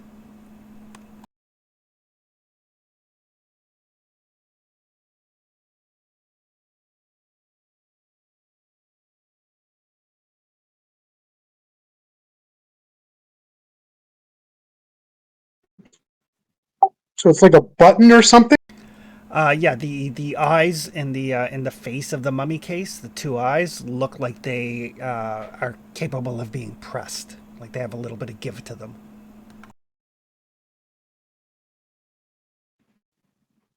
And I shall do so and see if that does any. Right. So as you press the eyes, you guys hear the sound of a small electric motor, and the case slides to the side, and there's a set of stairs that lead down.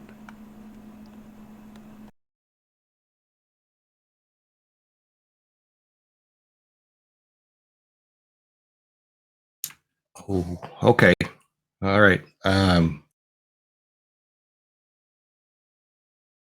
We closed everything behind us.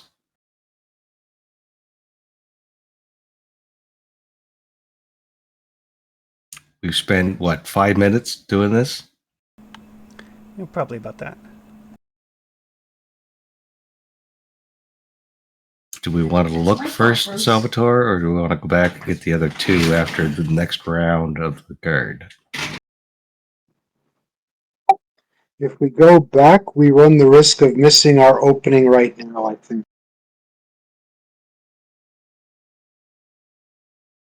Go for it. All right. Don't wait on us. What's that term? In for a penny, in for a pound?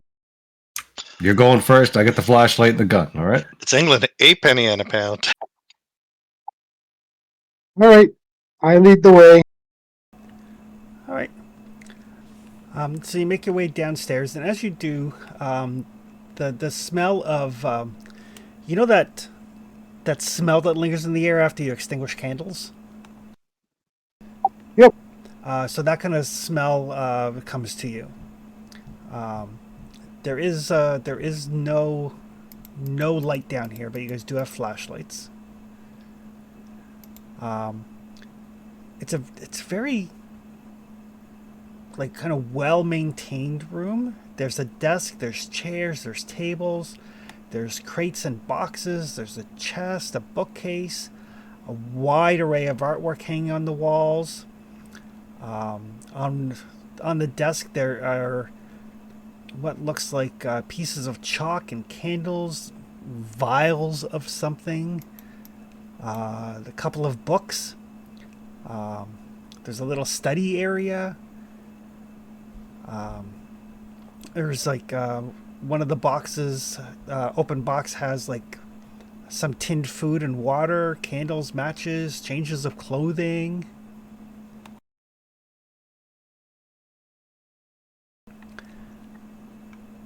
Among the clothing, does it look like there's any fancy occultist robes or stuff that would be used in such things? No, more conventional clothing. There's a couple of like tall wooden crates here as well. Are there symbols drawn anywhere? As your flashlight kind of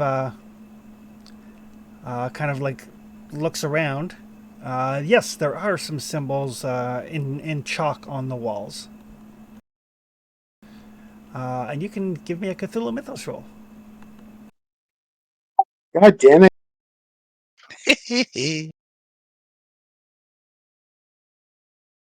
How is it that Salvatore and Luther are down here?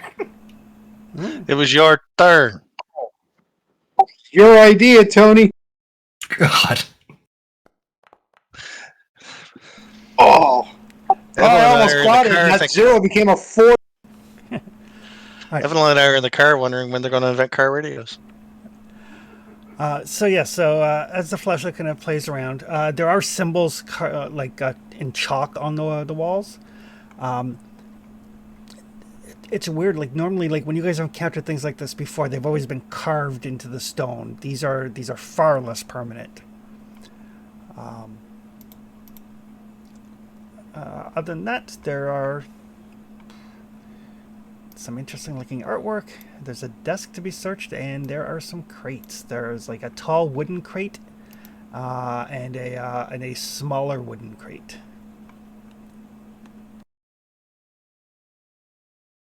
All right. So, Salvatore, we have to figure out something about whoever owns this place without them knowing that we know that we've been here. So you're saying we don't open the crates? Well, if we could open them, that would be great, but let's not break them or. Chris, do the crates look like they're nailed shut, or do they have like hinges on them? They have hinges on them. They look like they haven't been nailed shut yet. Like the shipping labels are on them, but they haven't been finalized yet. I will see if I can open one without actually causing any damage. Okay. I will cover Salvatore. Okay. The large one or the small one? Go big or go home. We start with the large one. That's right. All right. So this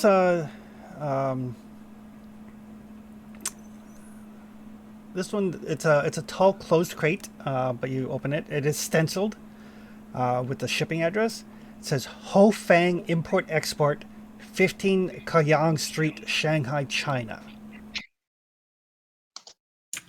Okay, China again. I'll post that.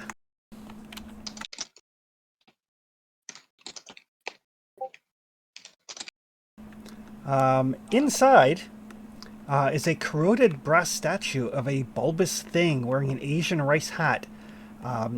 Just like a massive tentacles bust forth from beneath the hat. It literally sends shivers down your spine. And you can give me a Cthulhu Mythos roll.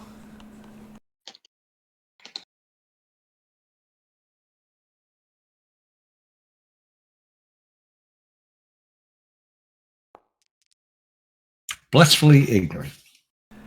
Okay. And both of you can also give me sanity rolls.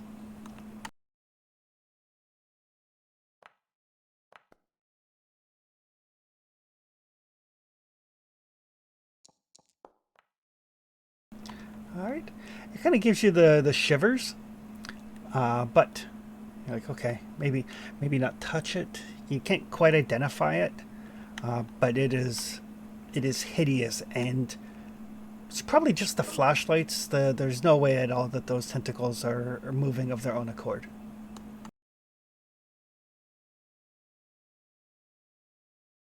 Yep. Okay. So that's something for the Dr. Carter, to look at, or for us to describe to him. All right, let's close that thing up and we'll check the smaller crate.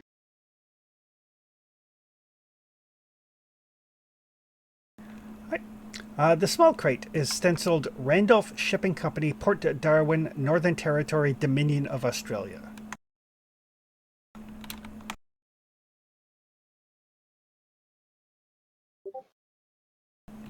And inside it, alongside it, there is a symbol that seems to show like a stylized deer's head, or some sort of winged creature, maybe. And then in smaller letters, it says, "Personal to Mr. Randolph." Inside that, Sorry, can you repeat what's in there? well, beside the name is like a symbol, like a stylized deer's head. And then inside the crate is a 16-inch high representation of a fat, like dragon-like figure, with an evil-looking head that is like fringed by tentacles. So I'm going to need you guys to give me sanity rolls and mythos rolls. Huh. Yeah, I don't even why I play this game. Oh no! Sorry, you said Cthulhu and then Sanity? Yep.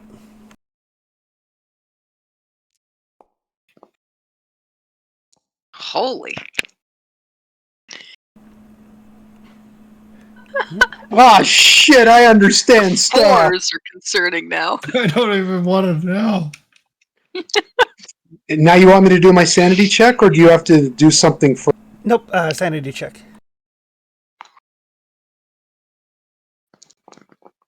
Okay. All right. So as you're looking at it, you guys have seen descriptions in books. You've heard the name, but you've never seen a likeness before. But this little figure is an idol to the great Cthulhu. Kind of one of the more powerful deities in that strange mythos that you've uncovered.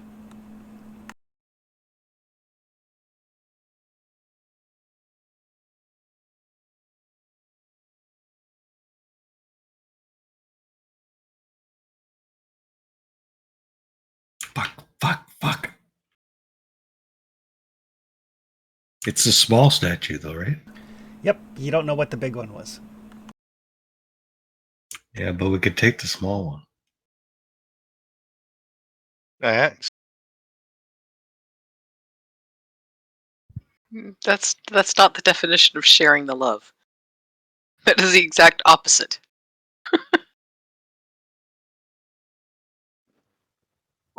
Hey, Chris, question. Since I made the Cthulhu roll, did I lose any sanity? Nope. You guys are good there. Oh wait. Oh, you failed the sanity check. Yes. I made the Cthulhu and I failed the... You lose 1 point of sanity. You kind of let out a little like eep.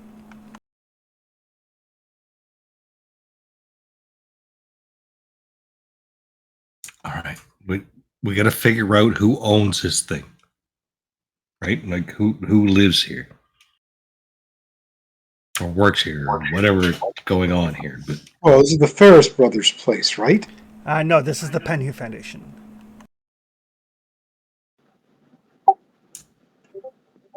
Oh, we've broken into Penhew? I thought we were in the Ferris place. Nope.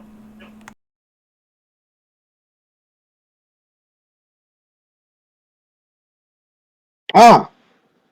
Oh, right. Sorry about that. Yep. so we'll keep looking.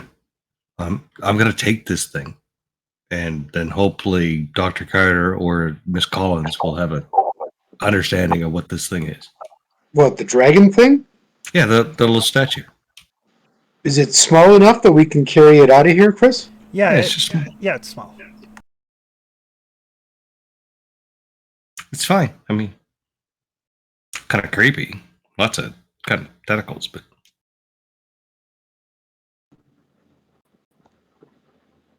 Hey, Chris, we're gonna search the desk too while we're here. Okay.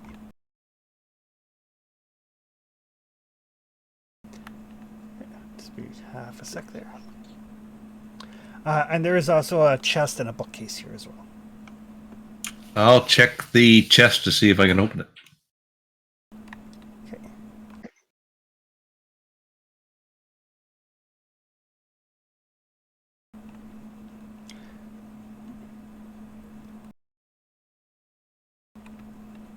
Trouble with taking anything. Well, this thing's being shipped, so it might not be missed, right?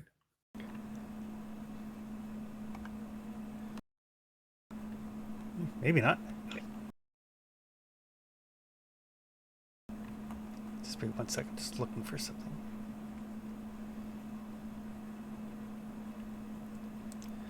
Okay. All right. Searching the desk.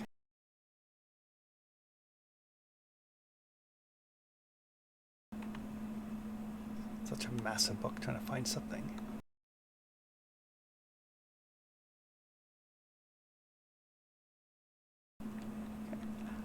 So in the desk, there is a .32 revolver and a box of bullets.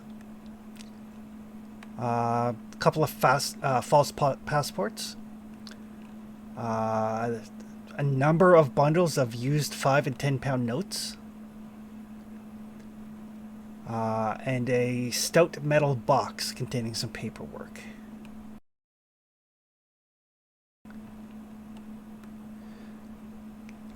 Inside the box, there's various receipts for goods and services, including deliveries to Hinson Manufacturing in Derby. For wood and coal, iron ingots, copper wiring, and an expensive cast iron safe. And I will put that into your found hand.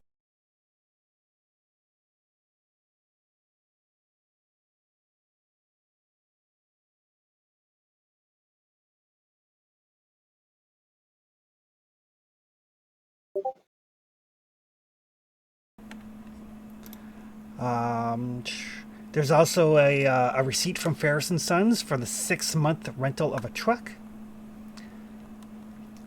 And a letter from Mr. Puneet Shadari of Rope Makersfield's Limehouse. That's about basically warehousing and shipment of sundry antiquities to Shanghai on board a ship called the Ivory Wind. There we go. And underneath the pile of receipts, there's a business card. Business card for Empire Spices.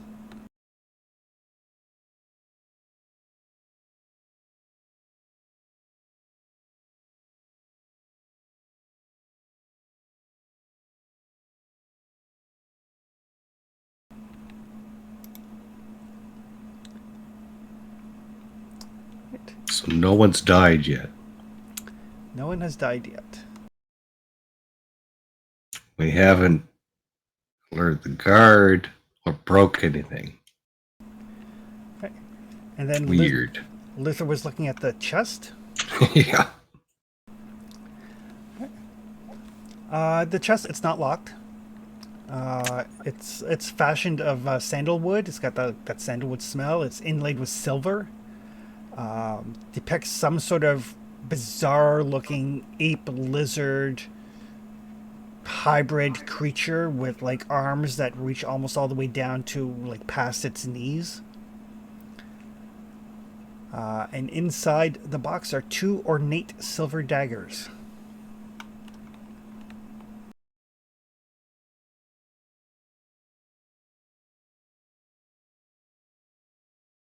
Damn it. I don't think we want anyone to know we're here.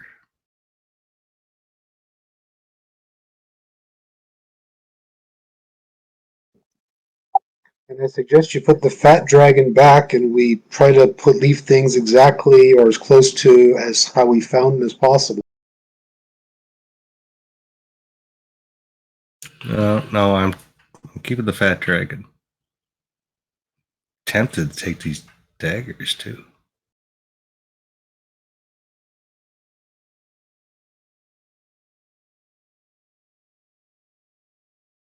Okay, compromise. I'll take the dragon and toad, tentacle, whatever it is, and we'll leave the daggers. We got names. Anything else we need to look at real quick?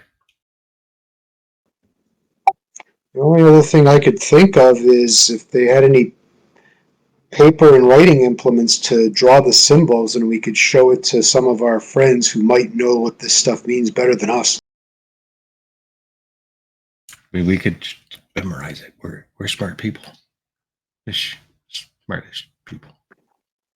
I'm not saying I'm not smart, but there's how many symbols on this wall, and I'm going to be trying to remember every single one of them or several. Might be better that we just don't.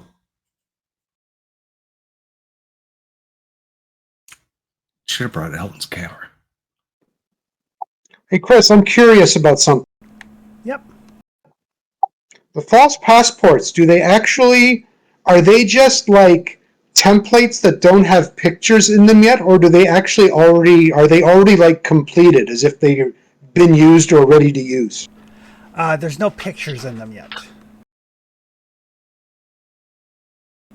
So they're not finalized yet. They're basically just like the blank templates.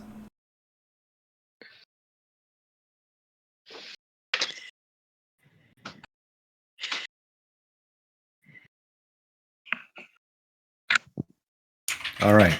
So I think we got lots here as a start. Yep. And there is a bookcase here that you guys haven't touched. Fucking bookcase. Let's look at the bookcase. All right, I start checking the bookcase.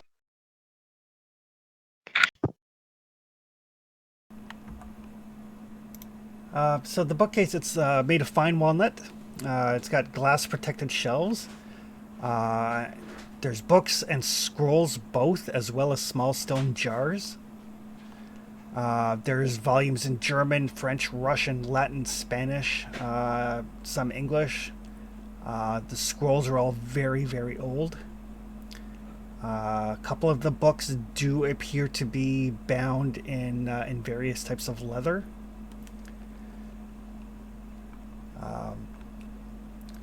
Both of you can give me Cthulhu Mythos rolls. Well, what? This was your idea, Luther.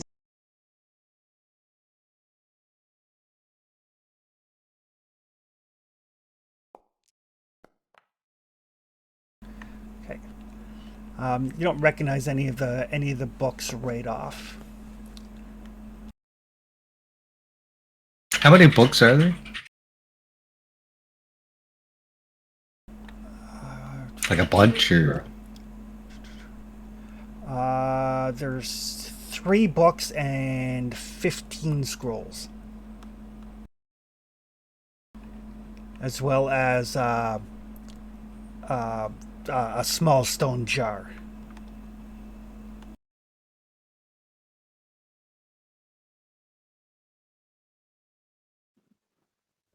Is the jar capped, or is like nothing on top of it right now? Like, is it sealed or like shut, or is it open? It's closed. It's got like a stopper in the top. all right, Salvatore. We have 2 options. We could just leave everything here, right? Except for the little toad thing, and probably get away without them knowing we're here. Or we can eat all this stuff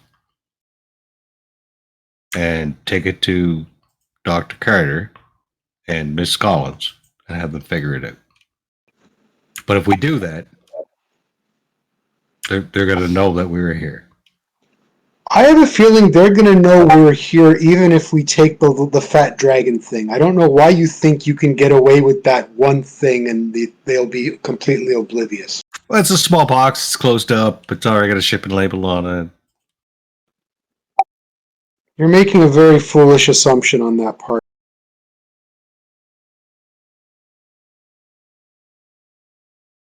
So leave everything or take everything? Leave everything or take as much as we think is useful and valuable. I'm leaving on In for a taking penny, in for a everything. pound. So we're just gonna go all in, right? I mean, that's what I want to do, but I don't want to make you do it. If you want to take even one thing, we might as well take whatever is interest to us.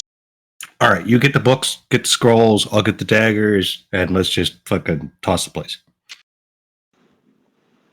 Chris, first things I'm grabbing before any of that, and since I can pocket these easily enough, I'm taking the revolver, the bullets, and the bundles of money.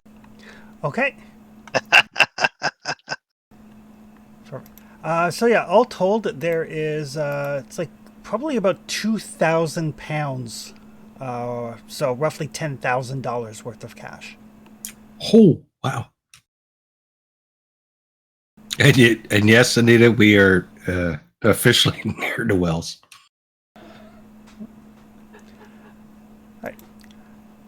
So the small statue Luther is grabbing.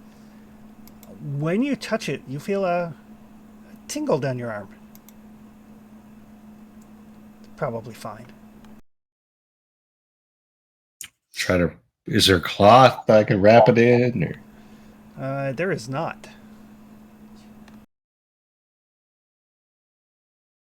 I think you're muted. Did Evelyn's experience teach you nothing? Don't touch things. Okay. How I'm big's the touching case? mundane stuff right now. I can't speak for Luther. The large statue in the large crate, that is going to take both of you to carry. Yeah, I don't think we can move that one, right? No, it weighs about 330 pounds. It's like the size of a fridge. But the small No, one, we're can just we going to carry take the that one? small one. Yep, you can take the small one easy enough. It's only like 16 inches high. It's like a Cthulhu action figure. Yeah, it's my new favorite toy. It's fine. It'll be fine, I'm sure. This game rewards you for doing stuff like this. Right. And Rewards, yeah. so you guys are grabbing like the chest, the books, the scrolls, the small stone jar. Loot the whole statue. place. Yeah, just straight up. Okay, perfect. All right. Chris, I actually will also grab the false passports because that could actually be useful. Okay. Oh, that's a good idea. All right. So you guys grab a bunch of stuff and try to make your egress. And we have timings, right? So Yep. So you guys can give me an intelligence roll.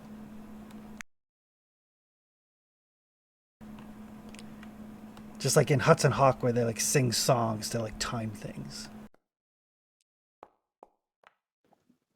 Or would you like to swing on a star? Salvatore's really smart. Yep. So yeah, so the two of you are like, okay, we've been done. You guys do like some quick mental math. You figure out, okay, all right, now we should be good. I will get you guys to give me stealth rolls with a bonus die.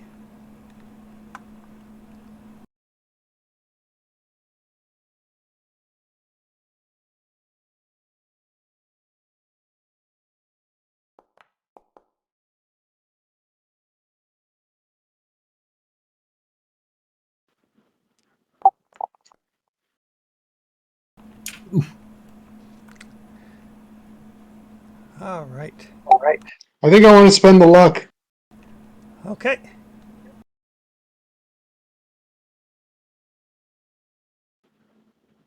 How do I do that again? So if you in the chat bar, if you left click on where it says 37, and you should get a little drop down menu there. It's like spend 17 luck to pass. Sorry, left click or right click? Should be left click.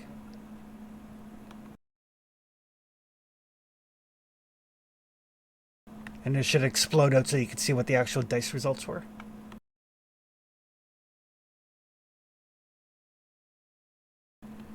There we go. Luther, however, would you like to try to push the roll?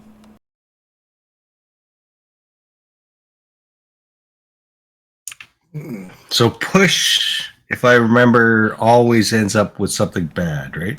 If you fail the push, yes. My stealth is 20.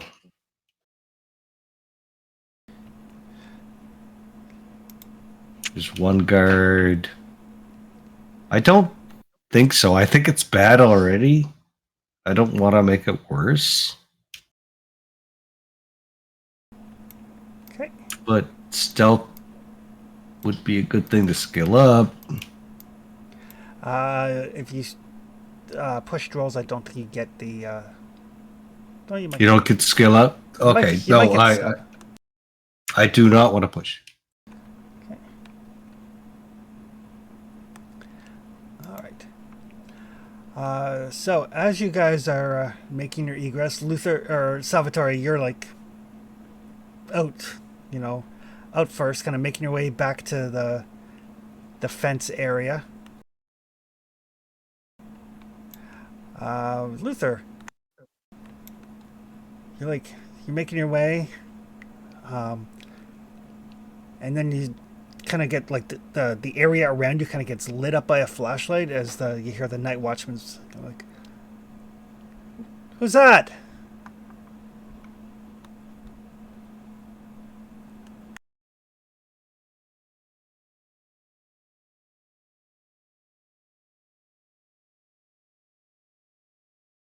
Okay. You has been spotted. I has been spotted.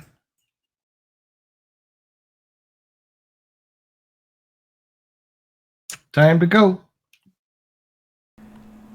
Right. So you're just booking it? I'm booking it to the east, to that window that I've unlocked. Okay. Kind of here. That's my intent. Okay, perfect. All right. So you're booking it. Security guard. Wasn't expecting to need stats for a security guard.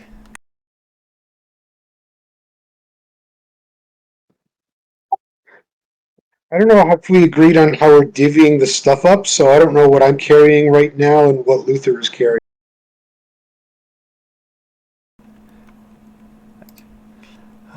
So security guard. Luther, you can give me a dexterity roll. Straight up dex. Straight up dex. No.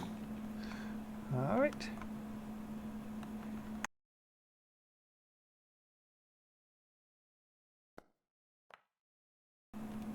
Okay.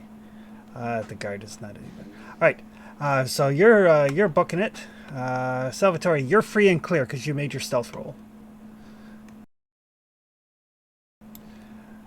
So for now, I want to get back to the car to unload what I have already acquired, other than like the cash and like the stuff that I can keep concealed on me, which the cash, the passport, the gun, whatever. Anything that I would need to unload in the car, like scrolls, books, whatever. I will do that quickly, and then I want to try to, as quickly yet stealthily as I can, get back to help Luther. All right. So. And if I see them at the car and they're wondering why I'm bringing a bunch of stuff back, I just unload it and go, "Can't talk. Luther's in trouble." All right. Do you want me to go with you? Sure, he got spotted by the walk. All right, I will bring my. I'll bring my gun.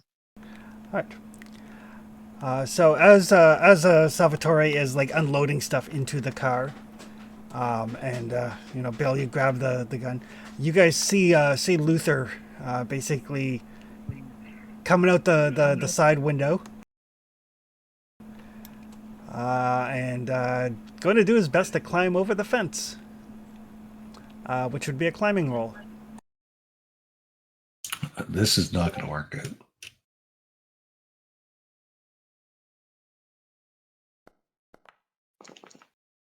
Negative. Right. So yeah, you got the statue of Cthulhu. You got like some books. You've got some scrolls. You've got a case with knives in it. You're like, you don't have a free hand to help you climb over the fence. You guys all see this, by the way. He's like right there on the other side of the fence, and you can see the bobbing flashlight of the night watchman coming to that office through the window that Luther came out of.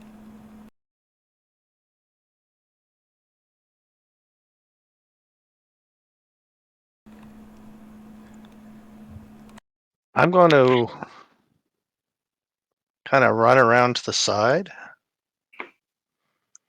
to a different side of the building, and I'm going to fire my pistol through a window that's not where Luther is. Make a big noise, the window shattering, and the gunshot. Okay. And then I'm going to sneakily get the hell back to where these guys are. All right. So you take off running around the building? Yeah. All right. Evelyn, what are you doing?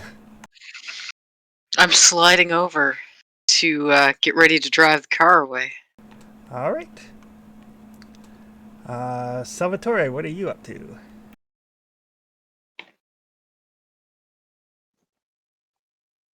I'm following the light to try to see if I can. So wait, Luther's already climbed the fence, or he's in the process of climbing the fence? Luther's on the other side of the fence. Doesn't seem to be able to get over.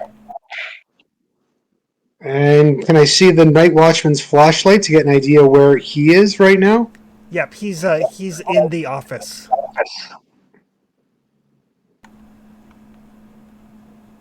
So right now it looks like Luther has an opening. He just hasn't climbed the fence yet.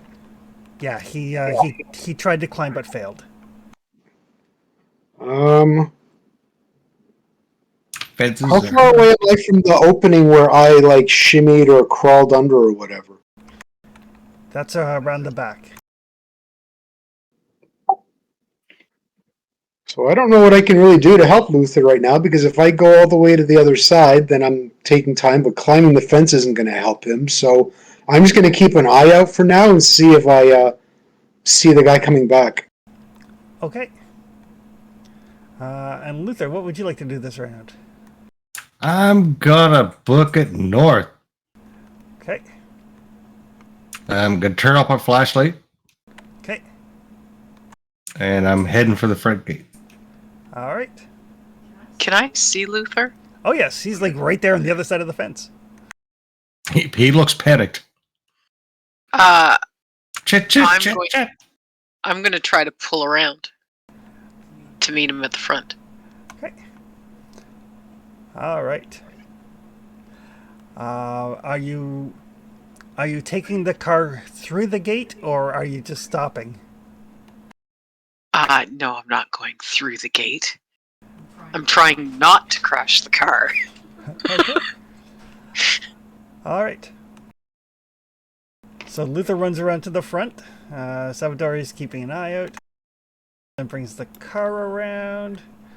Bill's running around. Shots ring off in the distance in the back. Luther, you can give me another climb roll. Or try to unlock the gate. Or you can try to unlock the gate. I would rather try to unlock the gate. Salvatore, you see the night watchman, he kind of comes to the window, kind of shines the flashlight around. And then kind of goes back inside the building. He probably saw Luther head north, and he's going to go out the front door. Oh, 19, that's a good roll. Yeah.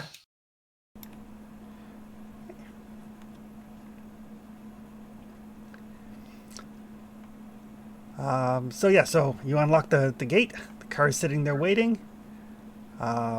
Eventually, assuming nobody wants to do anything else, you guys can meet up with the vehicle. The night watchman is like running out mainly so he can get eyes on, but Yeah, no, we're leaving. he's a British security guard. He does not have a gun. Well, we didn't kill him. It's good. So unless anybody wants to do something, you No, guys get out of here. you guys can catch up to Evelyn, and Evelyn can peel out. Oh yeah, I'm definitely peeling out. And give me a drive auto roll. Oh. Oh, Do we have everything that they were carrying? Yep. Okay. Oh. Look at oh, that. wow. Apparently I am built for this getaway car ne'er-do-well business. So yeah, so You never do well. so Salvatore catches up with the car first, kind of like hops into the passenger seat.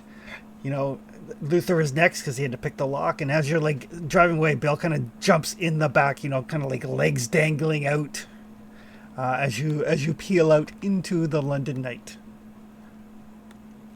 I'm sure things will be fine. As the car is going 10 miles an hour, right? It's not a Mustang. It's not exactly peeling out, but sure. A high-speed chase in 1920s. Like a submarine race.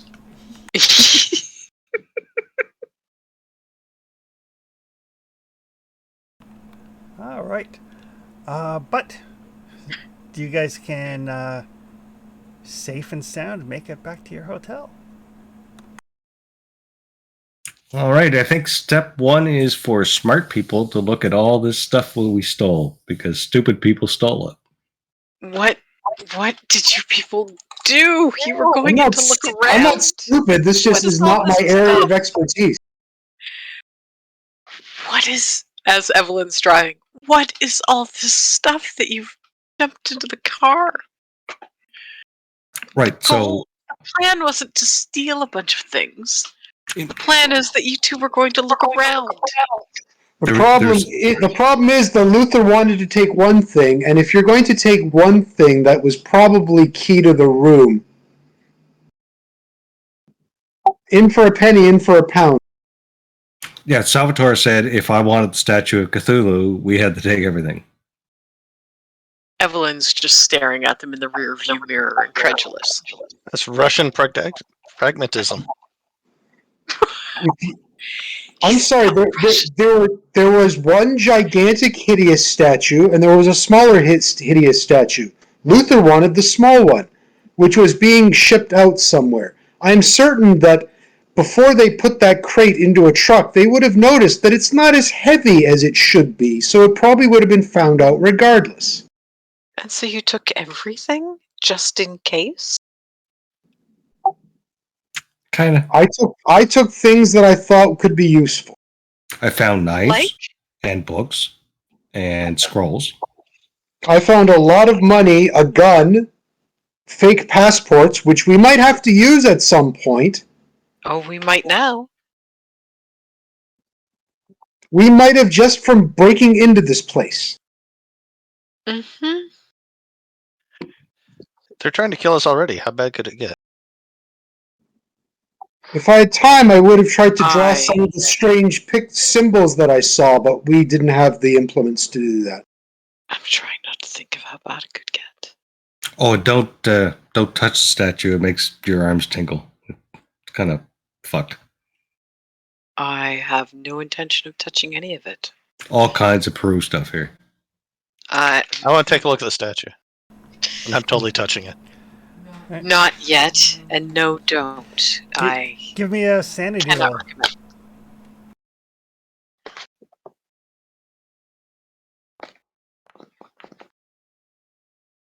Oof.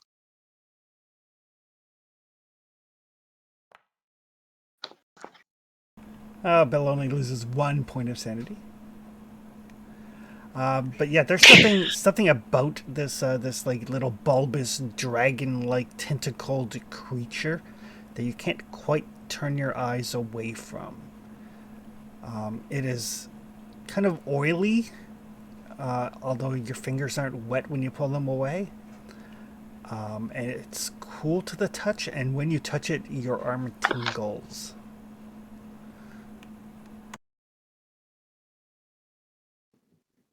We're gonna say you can't stop looking at it like a gem encrusted golden turd from Family Guy. Yeah. What are you doing? Yeah, no, let's just get back to the hotel, and then we'll let these people figure out what all this stuff is. And in retrospect, when sometimes I complain about Alvin being like hard to get along with, we probably could have used him today. Mm-hmm. So remind me to apologize to Alvin. I will do my best. I mean, I probably won't, but Probably not.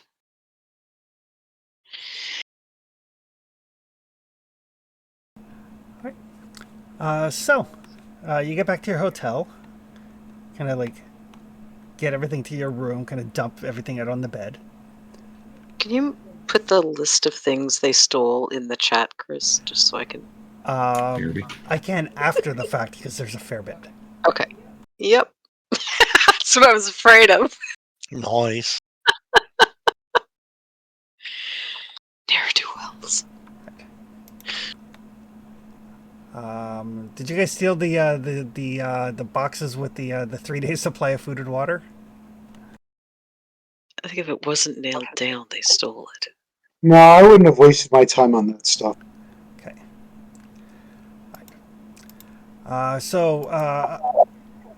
There's a pile of paperwork and receipts.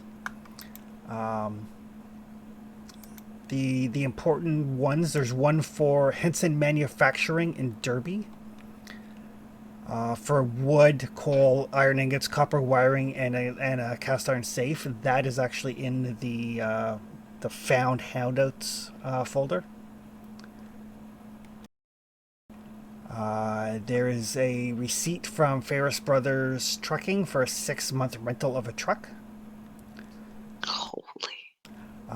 There's a letter from Mr. Chadari in Rope Makers Fields, Limehouse. That's basically about warehousing and shipment of sundry antiquities and something that's being held for shipping to Shanghai on board a ship called the Ivory Wind. There is a business card from Empire Spices in Soho.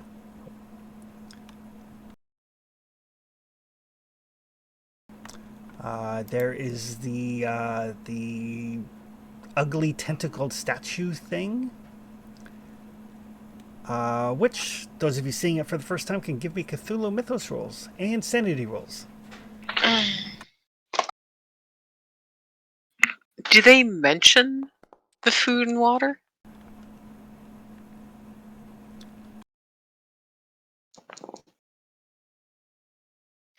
I was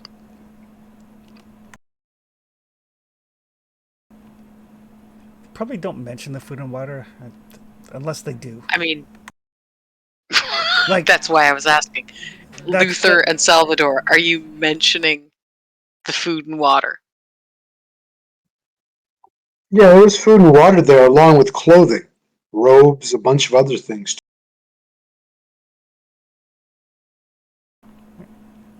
I need a sanity roll from Evelyn too. I didn't steal any of like the rations or the clothing. I only went for stuff that looks like it could be strange and occult.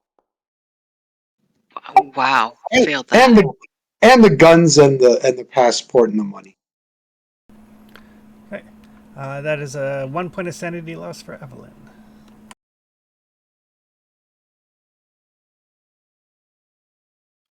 And what did I get?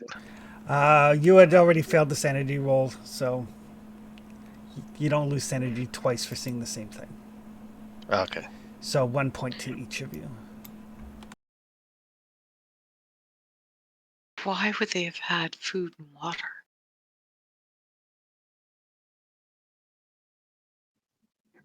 Maybe it has something to do with symbols or something in the books or on the scroll. I don't know. that's entirely possible. The ornate chest. I will get people to give me Cthulhu Mythos rolls for now that you can see it in the light of day. Ish.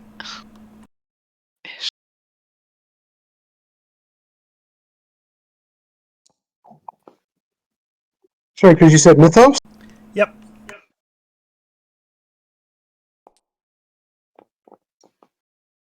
Okay. So this ornate sandalwood chest inlaid with silver.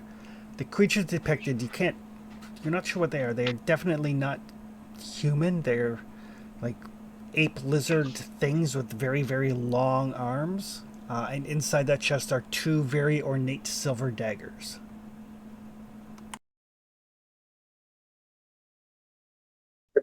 Hotel when you do that? Sorry, what was that? The hotel when they do that? The inventory of things. I assume we're doing that at the hotel. Yeah. Yeah. I'll come sneak in to try to help with that. Also, for whatever reason, the symbols in that chamber were written in chalk. They weren't permanently like etched or engraved anywhere. There were symbols in a chamber. Yeah, there were symbols everywhere. If I could have had any pen and paper, I would have drawn some of them to show you and Dr. Carr.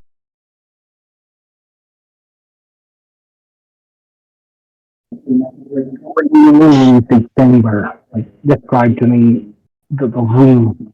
Was it a secret room? Yes, there was a secret room, a secret chamber. It wasn't very big. It was under a sarcophagus. We pressed the eyes in, and it opened up this chamber. Seemed well lived, well taken care of.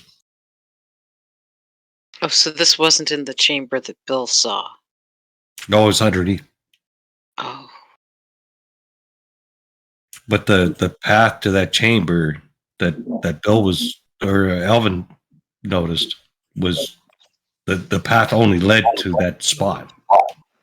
And I'll say that judging by the fact that I smelled what smelled like extinguished candle, that room must have been in very recent.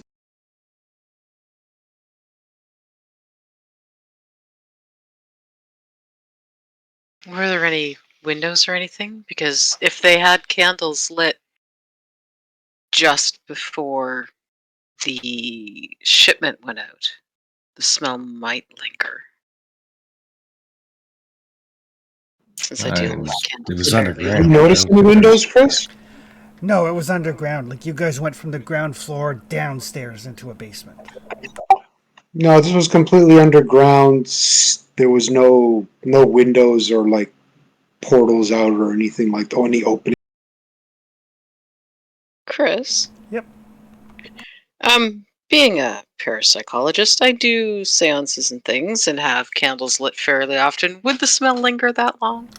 In an enclosed space with no airflow? Yes. Yeah, I'm thinking. Okay. It would linger for days. Yeah, perfect. I thought so. That's why I kind of put it out there, but just double checking. But there were shipping labels on this stuff, so the stuff that they're like this statue and the big thing that we couldn't get out of there. That's what they're shipping, right? It certainly seems that way. Where are they getting these things?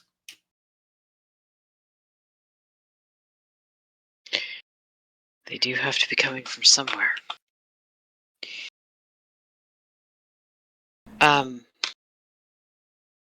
You didn't see any. You took everything? Salvatore, you mentioned there was something large that you didn't take? There was a large crate and a small crate. We took the small crate, which has the statue that you see there. Yeah, there's a statue in the big one too, but Yes, but that one was way too big to carry. It was a hideous bulbous tentacle thing, different from this one.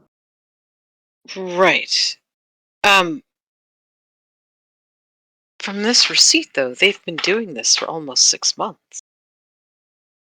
That's the weird part, right? Like, if they're doing this over and over and over, where are these things coming from that they're Right. shipping? Right. That's because Well- the space was there space enough for, say, 180 days worth of these shipments? I don't think so. I don't know. I mean, it's possible maybe these statues were going to be part of a bigger shipment of things. I don't know. I can tell you the big crate had a label for an import-export company in Shanghai, China, and the smaller one for a shipping company in Australia.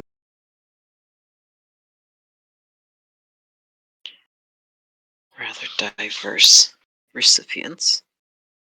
Well, it's the path our fellow or friend took, right? I don't remember anything from Australia. The name of the fellow they mentioned fit with the guy we've met in New York that was from Australia. One of the fellows was from Australia. Yeah, the professor from The visiting lecturer or something? Wasn't he originally from Australia? the professor from Arkham was from Australia. Does the name fit? Honestly, I can't remember. Do you remember the name of the crate you just got? Remember the name of the crate you just got? Because I have his name written somewhere. The lecturer was Professor Anthony Cowles. He's originally from Sydney. Okay. Different name entirely then. Yeah, and he says he's from Sydney. This shipping label is for a completely different part of Australia.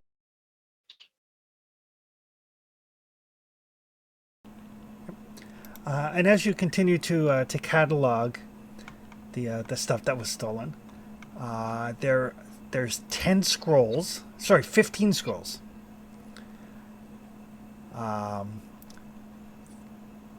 There are 6 of them are in Arabic. 4 of them are in Latin.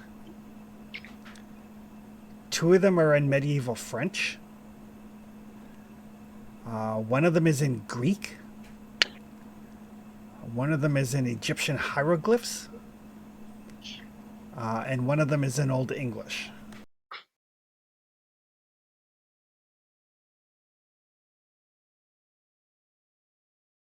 I don't know about you, but I speak American.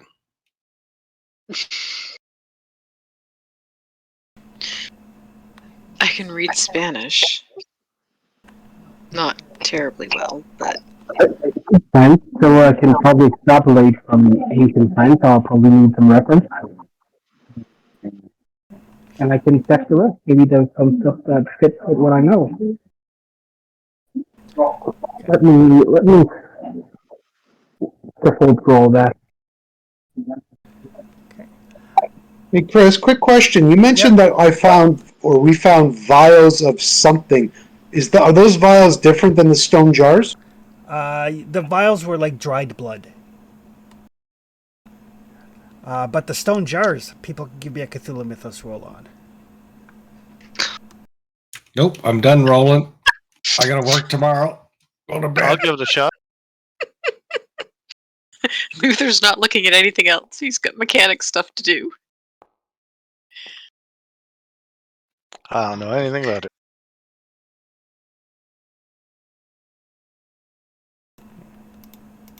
And I can roll for Dr. Carter. None of this looks like things I've seen recently in the far distant past, right? No. Okay, good. It's 4:30 in the morning. I gotta go to work at 9. I'm sure we'll scream if something terrible happens. And there's also 3 books One of them appears to be written in Latin, is incredibly old. Bound in calfskin with iron clasps and black edged pages. I want to take a look at that too. Do you speak Gotta Latin? praise that. That looks expensive. It's in pretty poor condition, really. It's probably not worth much at all. Yeah, you just gotta find the right buyer. Let's still take a look. That one is called the Libra Evonus. Libras. The only game that you're happy it's bound in calfskin. One of the other books is also it consists of untrimmed pages bound in soft calf leather, written in French, relatively modern French. Oh.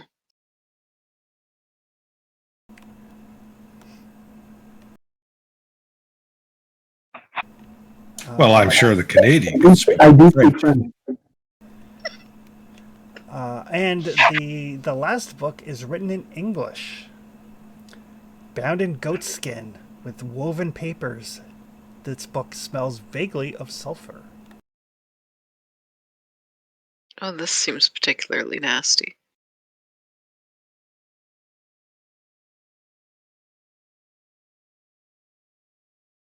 Yeah, I'm kind of checking all the books to see if they're valuable. You can give me what's the appropriate skill? Appraisal, probably. Yeah, you can give me an appraise roll. I'll try with the French thing since I speak French. I don't know anything. Yeah, I mean they might be worth something to the right person, to the right collector, but how much it might be or what it might be, you don't know. The scrolls, since some of you speak English or French, so as you're I speak French. so Dr. Carter, as you're looking through these scrolls, the ones in Greek and Arabic, you're not sure. The one in medieval French seems to be poems in praise to an entity called the Bloated Woman. And you can give me a Cthulhu Mythos roll. Skill seems to come up a lot in this game. But it starts so small. Yeah. And then suddenly ranking 7 rolls for it in a row.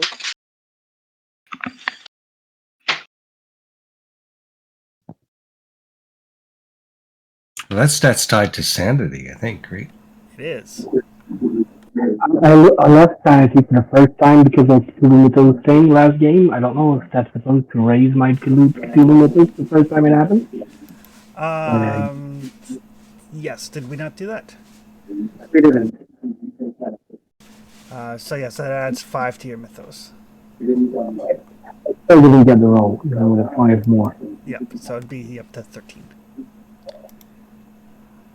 So you're not sure who this bloated woman is, but it's a like an ancient French poem in praise of her. Obviously, a deity or powerful entity of some nature.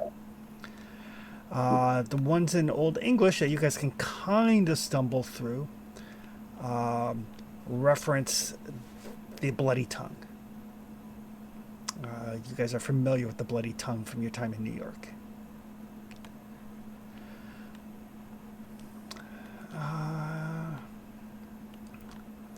And the scroll in Egyptian, and I'm assuming you guys are taking some time looking at these.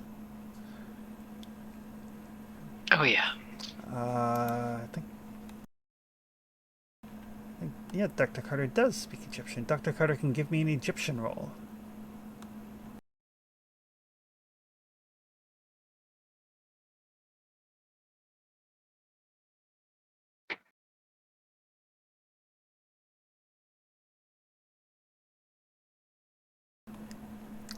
Oh, and does anybody open the small stone jar?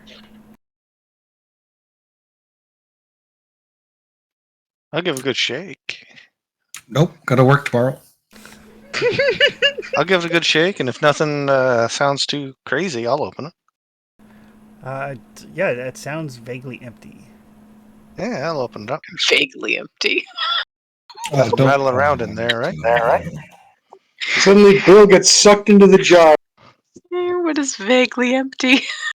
Hey, embrace the mythos, man. The mythos is going to kill you. Embrace the mythos, man. Before it embraces you. So inside the small stone jar is a very fine blackish gray dust, kind of the consistency of ashes. It's somebody's Uncle Ian. Let's put that back. Okay. And once again, folks can give me Cthulhu Mythos rolls now that you've seen this dust.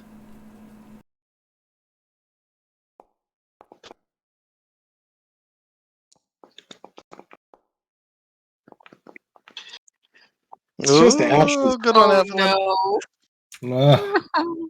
Is it good? That's the thing.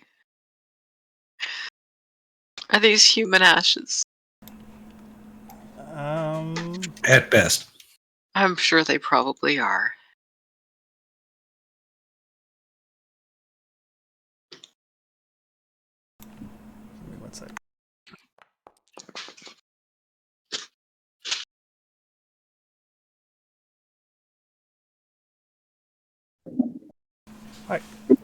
Something is an Egyptian. So yeah, I made the Egyptian roll for you and you failed. So it'll take you some time to figure that out. The dust. You remember this was referenced in one of the books that you have read, one of the Peru books. It's said that this dust, either blown over or thrown over an unseen thing, renders it visible for no more than 10 heartbeats. Oh. Oh.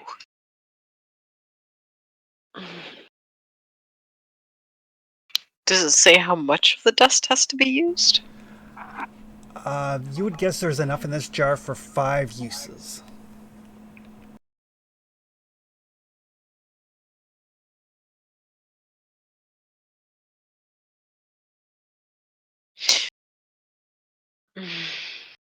Yeah, she'll mention that to everyone.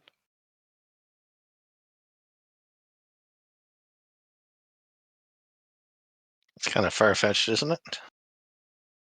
Not overly, no.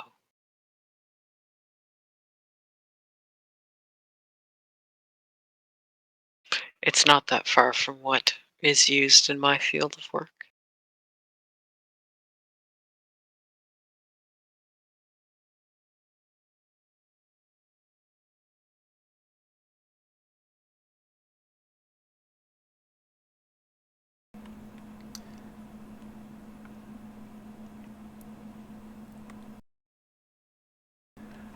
But you guys pondering over these things that you have acquired,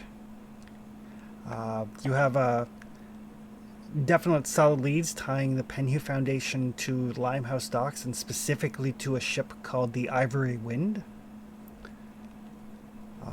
A card for Empire Spices, further cementing some sort of relationship between the Penhew Foundation and the woman that you spoke with.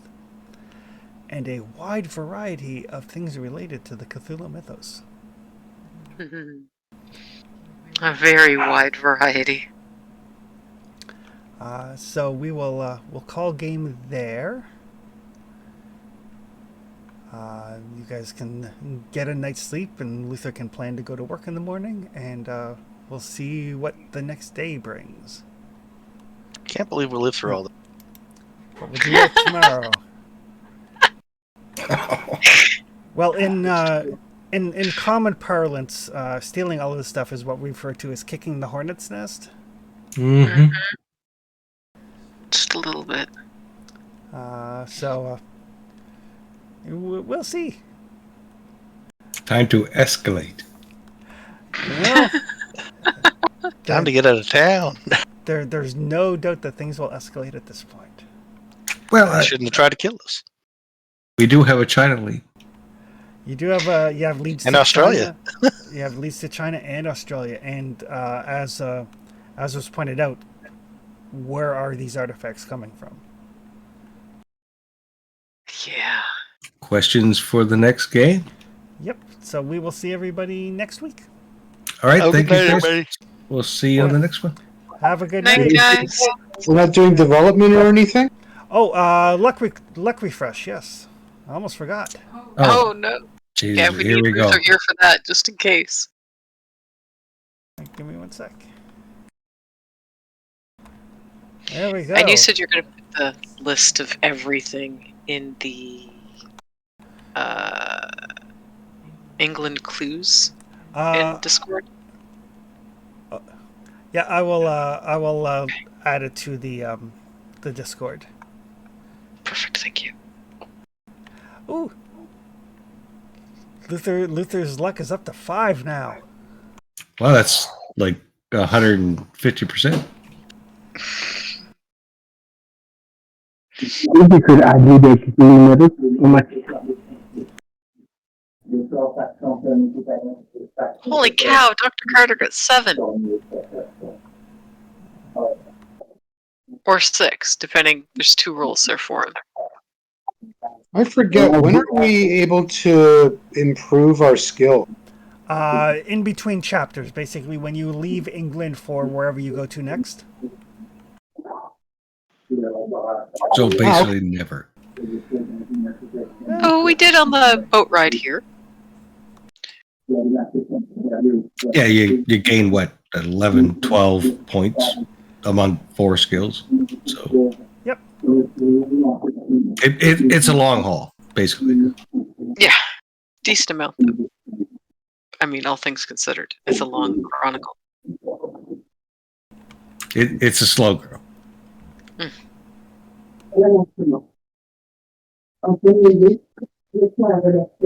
All right, there we go. So we will see everybody next week. All right, guys. See you in the Yep. next one. Cheers. Take care, So everybody. tomorrow night. Everyone, Yeah. good night.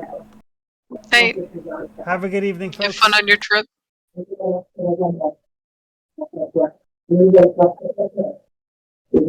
I